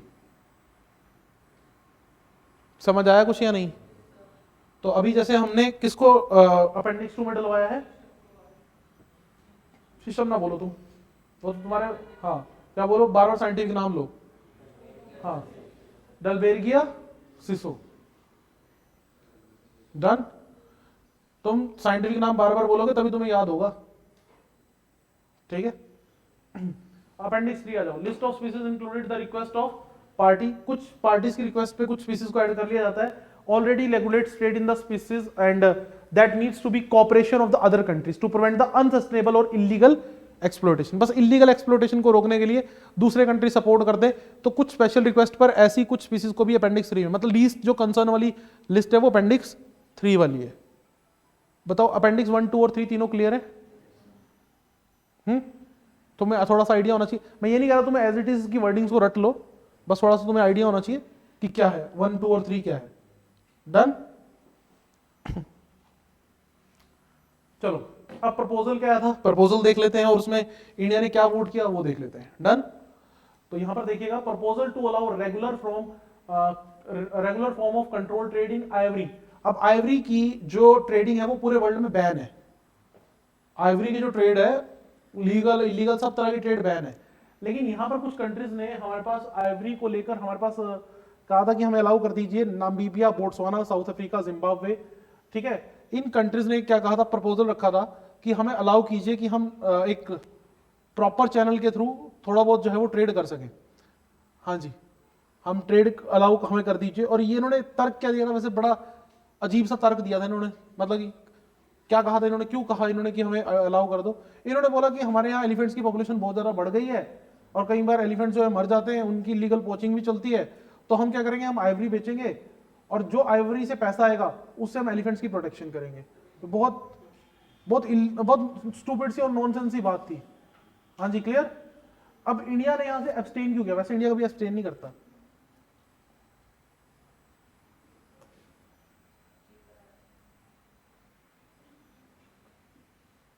हाँ जी, क्लियर। पे बैक टाइम। हाँ जी, क्लियर। नामीबिया चाहता था कि इंडिया सपोर्ट करे, तो इंडिया ने कहा ठीक है, अब फेवर में तो वोट नहीं कर सकते, वो तो बहुत ही वियर्ड हो जाएगा, क्योंकि हम अपने यहाँ बैन लगा के बैठे हैं, अपने यहाँ तो हम बैन लगा के बैठे हैं, तो हम एक काम कर सकते हैं, ठीक है हम वोटिंग करने आएंगे ही नहीं, हम अब्सटेन कर लेंगे। हाँ जी, क्लियर। नहीं तो इंडिया क्या क्या क्या वोट करता, अगेंस्ट में वोट करता, यस और नो। यहाँ पर देखो मैक्सिमम कंट्रीज ने 83 कंट्रीज ने अगेंस्ट में वोट किया, only 15 countries in the favour. तो ये वैसे तो रिजेक्ट होना ही था, लेकिन इंडिया ने इससे अब्सटेन किया। ठीक है, आइवरी ट्रेड बैन कब से है और कौन से अपेंडिक्स में? अब ये तुम्हारे लिए क्वेश्चन बनता है। हाँ जी, क्लियर। कौन से अपेंडिक्स में? अपेंडिक्स नंबर 1 में। ठीक है, so the endangered Asian elephant. अब बच्चों एलिफेंट 2 तरह के, एक एशियन और एक African elephant. African elephant size में बड़ा होता है, याद रखना, और एशियन एलिफेंट जो है वो साइज में छोटा होता है। क्लियर। अफ्रीकन एलिफेंट जो है वो साइज में बड़ा होता है, एशियन एलिफेंट जो है साइज में छोटा होता है। तो हम अपने एलिफेंट की बात करते हैं, एशियन एलिफेंट की बात करते हैं, ज्यादा बेटर रहेगा। तो एशियन एलिफेंट जो है वो साइट्स अपेंडिक्स 1 में एडेड है, और उसके रिलेटेड कोई भी एक्सपोर्ट जो है आइवरी का वो बैन है एशियन कंट्री में फ्रॉम द 1975। ठीक है, 1986 India amended the wildlife protection act of 1972। कब? 1986 में। Even domestic sales of ivory जो है वो भी बैन है। तुम्हें इंडिया का स्टांस थोड़ा सा क्लियर होना चाहिए आइवरी को लेकर। यहाँ तक सारे पॉइंट्स क्लियर हुए। तो हम खुद कहते हैं कि वैसे तो भारत में बहुत सारे आर्टिस्ट हैं। मैं एक दिन एक वो देख रहा था, एक डॉक्यूमेंट्री देख रहा था। उस डॉक्यूमेंट्री में दिखाया था कि इंडिया में बहुत सारे ऐसे आर्टिस्ट हैं जो कैमल बोन्स होती है ना, कैमल बोन्स का बहुत अच्छा खासा जो है वो स्ट्रक्चर्स बनाते हैं। जैसे उसमें कैमल बोन्स का इस्तेमाल करके वो जैसे बॉक्स होते हैं, लैंप्स होते हैं, और वो इतने खूबसूरत है ना, अभी तुम्हें सुनकर लग रहा होगा यार हड्डी से कैसे कोई अच्छी नहीं, बट वो अल्टीमेट सुंदर है। और ज्यादातर उनके प्रोडक्ट्स इंडिया में नहीं बिकते, वो एक्सपोर्ट होते हैं, उनकी फॉरेन में डिमांड ज्यादा है, क्योंकि इनकी कीमत ही बहुत ज्यादा, हैंडमेड होते हैं ना, उनकी कीमत बहुत ज्यादा है, इंडियन सपोर्ट नहीं करते उनको। तो अब ऐसा नहीं है कि आइवरी के भी ऐसा ही काम होता है, आइवरी का तो उससे नेक्स्ट लेवल का काम है, लेकिन वो इंडिया ने बैन कर दिया था क्योंकि उससे एलिफेंट जो है उनकी लगातार किलिंग होती थी। इंडिया में सबसे ज्यादा एलिफेंट याद रखना कर्नाटक स्टेट में, मैक्सिमम एलिफेंट कौन सी स्टेट में भारत की? Karnataka, as per the last elephant census. एक तुम्हें माइक प्रोग्राम याद रखना पड़ेगा, ठीक है, ये थोड़ा सा ट्विस्टिंग है ये, क्योंकि न्यूज़पेपर में नहीं आया, लेकिन तुम्हें याद रखना पड़ेगा माइक प्रोग्राम। अभी माइक प्रोग्राम क्या है ये समझ लीजिए। So, MIC is abbreviation of monitoring of illegal killing of elephants. Program started in South Asia in 2003 after the conference of parties. Sites का प्रोग्राम है ये, तुमसे पूछ सकते हैं नहीं कि साइट्स ने इससे पहले हमारे पास एलिफेंट्स को लेकर कौन सा, क्योंकि एलिफेंट्स वाला कंसेप्ट सारा न्यूज में आ गया है। डन। अगर हम बात करें, MIKE was provide information required by the elephant range countries for proper management and long term protection of their elephant population.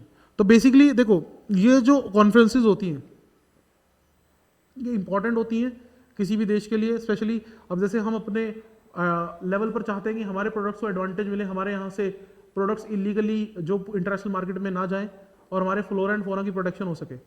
तो अब बेसिकली यहाँ पर इंडिया एक तरफ, तो यहाँ पर फिर ऐसी चीज़ों में अगर एब्सटेन करेगा तो एक नेगेटिव मैसेज कन्वे होगा। तो इंडिया को ऐसे एब्सटेन करने से बचना चाहिए, स्पेशली जब इतना क्रूशियल इशू हो जो हमारे देश से खुद भी एसोसिएटेड हो। भले ही आप किसी कंट्री के साथ अटैच हैं या नहीं, किसी कंट्री के साथ आपके रिलेशन क्या है वो एक सेकेंडरी मैटर है, लेकिन आप ऐसे इंटरनेशनल मंच पर गलत मैसेज कन्वे करने से इंडिया को बचना चाहिए। हाँ जी, क्लियर? नहीं तो बाकी कंट्रीज जो हैं वो फिर आगे आने वाले टाइम में इंडिया के प्रपोजल को सपोर्ट नहीं करेंगी। समझ आया कुछ या नहीं? तो ये एक्चुअली साइट्स में से ये बेसिकली जो कॉन्फ्रेंस हुई इसमें कुछ अलग अलग पॉइंट्स थे जो मतलब ये सिंगल न्यूज़पेपर में नहीं थे, ठीक है, सिंगल सोर्स पे नहीं थे, तो मैंने आपके लिए वो निकाल दिया अलग अलग, ठीक है। तो इस पूरा इशू समझ आया आप लोगों को? इंडिया ने एब्सटेन किया है, मेनली इशू ये था कि इंडिया ने एब्सटेन किया है, ठीक है, नामीबिया को एक तरह से खुश करने के लिए, लेकिन एक्चुअल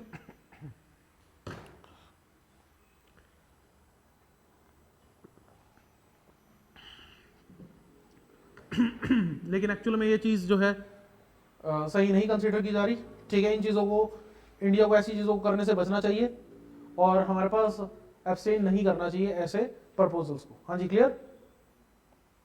डन।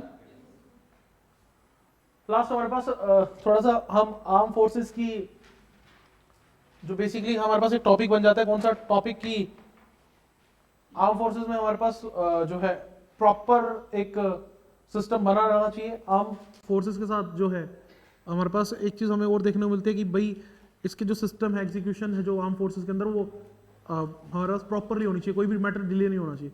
तो उसको लेकर ये टॉपिक जो है वो बनता है। हाँ जी, क्लियर?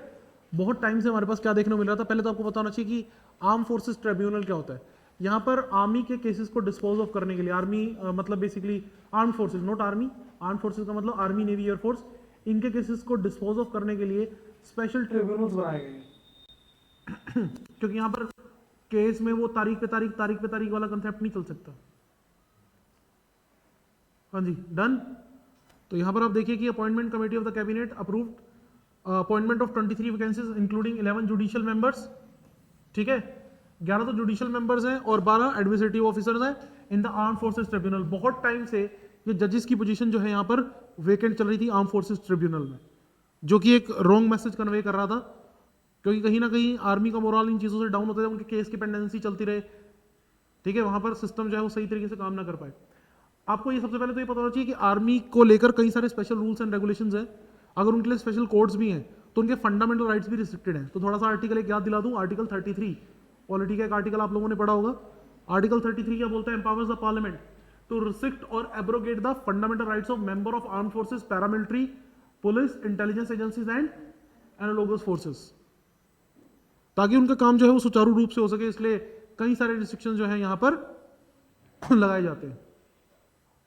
डन, कई सारे रिस्ट्रिक्शन जो है यहां पर लगाए जाते हैं। Objective behind is to ensure the proper discharge of their duties and maintenance of discipline among them. Power to make law under this conferred only to the अच्छा, आर्म फोर्सेस ट्रिब्यूनल एक military tribunal है जो 2008 में establish हुआ था under the armed forces tribunal act 2007। 2007 में एक act पास हुआ और 2008 में हमारे पास एक बॉडी बनी आर्म फोर्सेस ट्रिब्यूनल। इसकी रिकमेंडेशन किसने दी थी? लास्ट लेक्चर में तो मैंने लॉ कमीशन के बारे में समझाया था, लास्ट टू लास्ट में, या तो लॉ कमीशन के बारे में हुआ था ना लेक्चर हमारा, जिसमें मैंने तो बताया लॉ कमीशन क्यों इंपॉर्टेंट है। अभी नए लॉ कमीशन की अपॉइंटमेंट हुई है, तुम्हें बताया था मैंने, सारा कंसेप्ट बताया था, क्या क्या रिकमेंडेशन थी, लास्ट इंपॉर्टेंट रिकमेंडेशन भी तुम्हें समझाई थी। तो इसी तरह से हमारे पास जो लॉ कमीशन था 1999 में, वो एक रिकमेंडेशन देता है, सुझाव देता है, और उसी के बेसिस पर आगे चलकर आर्म फोर्सेस ट्रिब्यूनल बनाया गया था आर्मी, नेवी और एयरफोर्स के लिए, ताकि इनके जो भी हमारे पास मैटर्स हैं सर्विस रिलेटेड उनको क्विकली रिजोल्व किया जा सके। हाँ जी, क्लियर। इसकी प्रिंसिपल बेंच कहाँ है ये आपको याद रखना पड़ेगा, दिल्ली में है, ठीक है। और इसमें 10 अदर मेंबर्स जो हैं वो देखने को मिलते हैं अक्रॉस द कंट्री।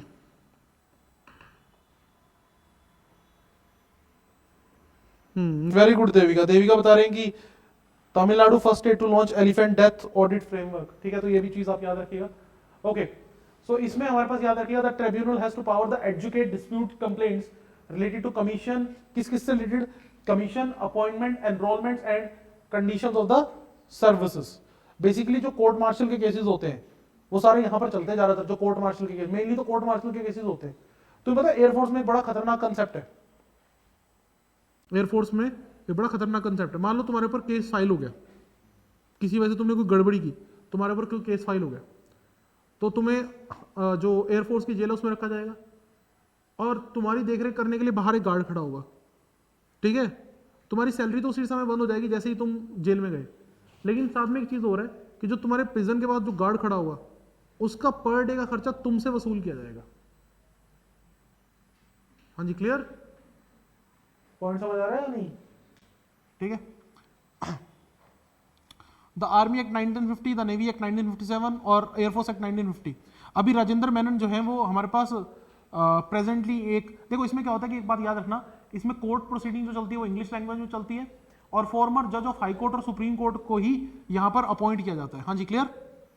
तो यहां पर अभी राजेंद्र मेनन जो है वो इंडियन जज presently is the chairman of arm forces tribunal, ये याद रख लेना।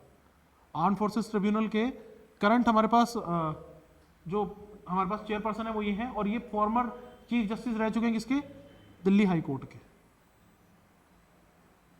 डन। तो ये इंपॉर्टेंट हमारे पास एक एरिया बन जाता है।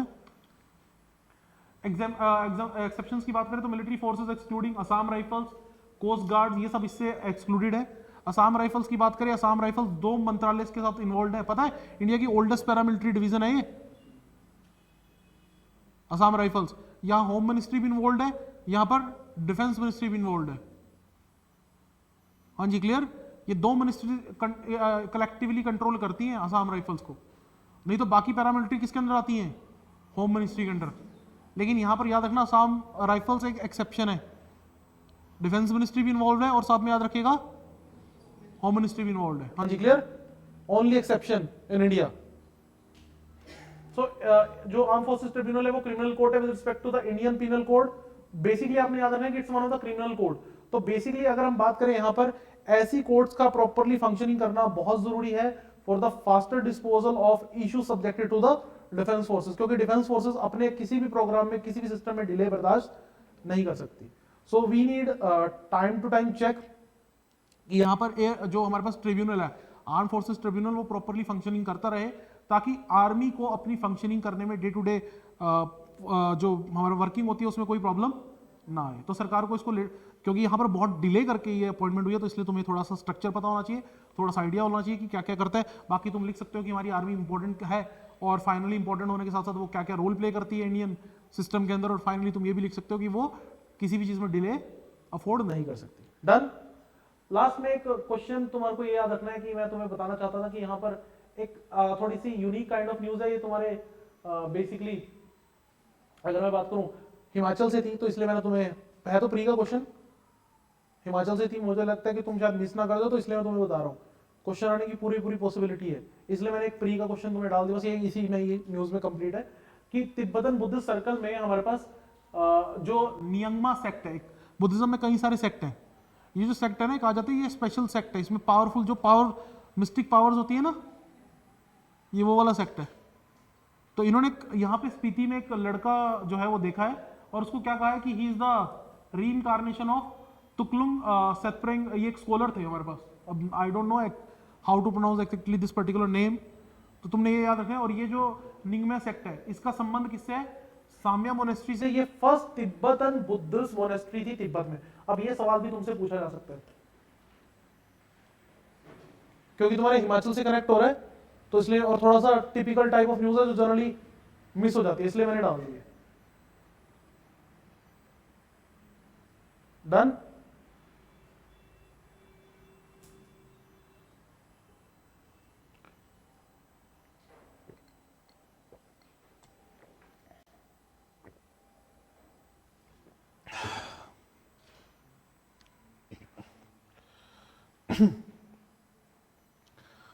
हाँ जी, क्लियर है। तो आज के लिए इतना ही। Okay Sonam, very good. तो ये बोल रहे हैं कि इनको आज शिमला लेके आ जाएगा स्पीति से, अब ये मुझे नहीं पता था। हाँ ठीक है, तो किसी को कोई डाउट तो नहीं है भाई आज के लेक्चर से? हाँ जी, पीछे क्लियर है सबको बॉयज? ओके, चलिए आज के लिए इतना ही, मिलते हैं नेक्स्ट वीडियो में। Thank you students.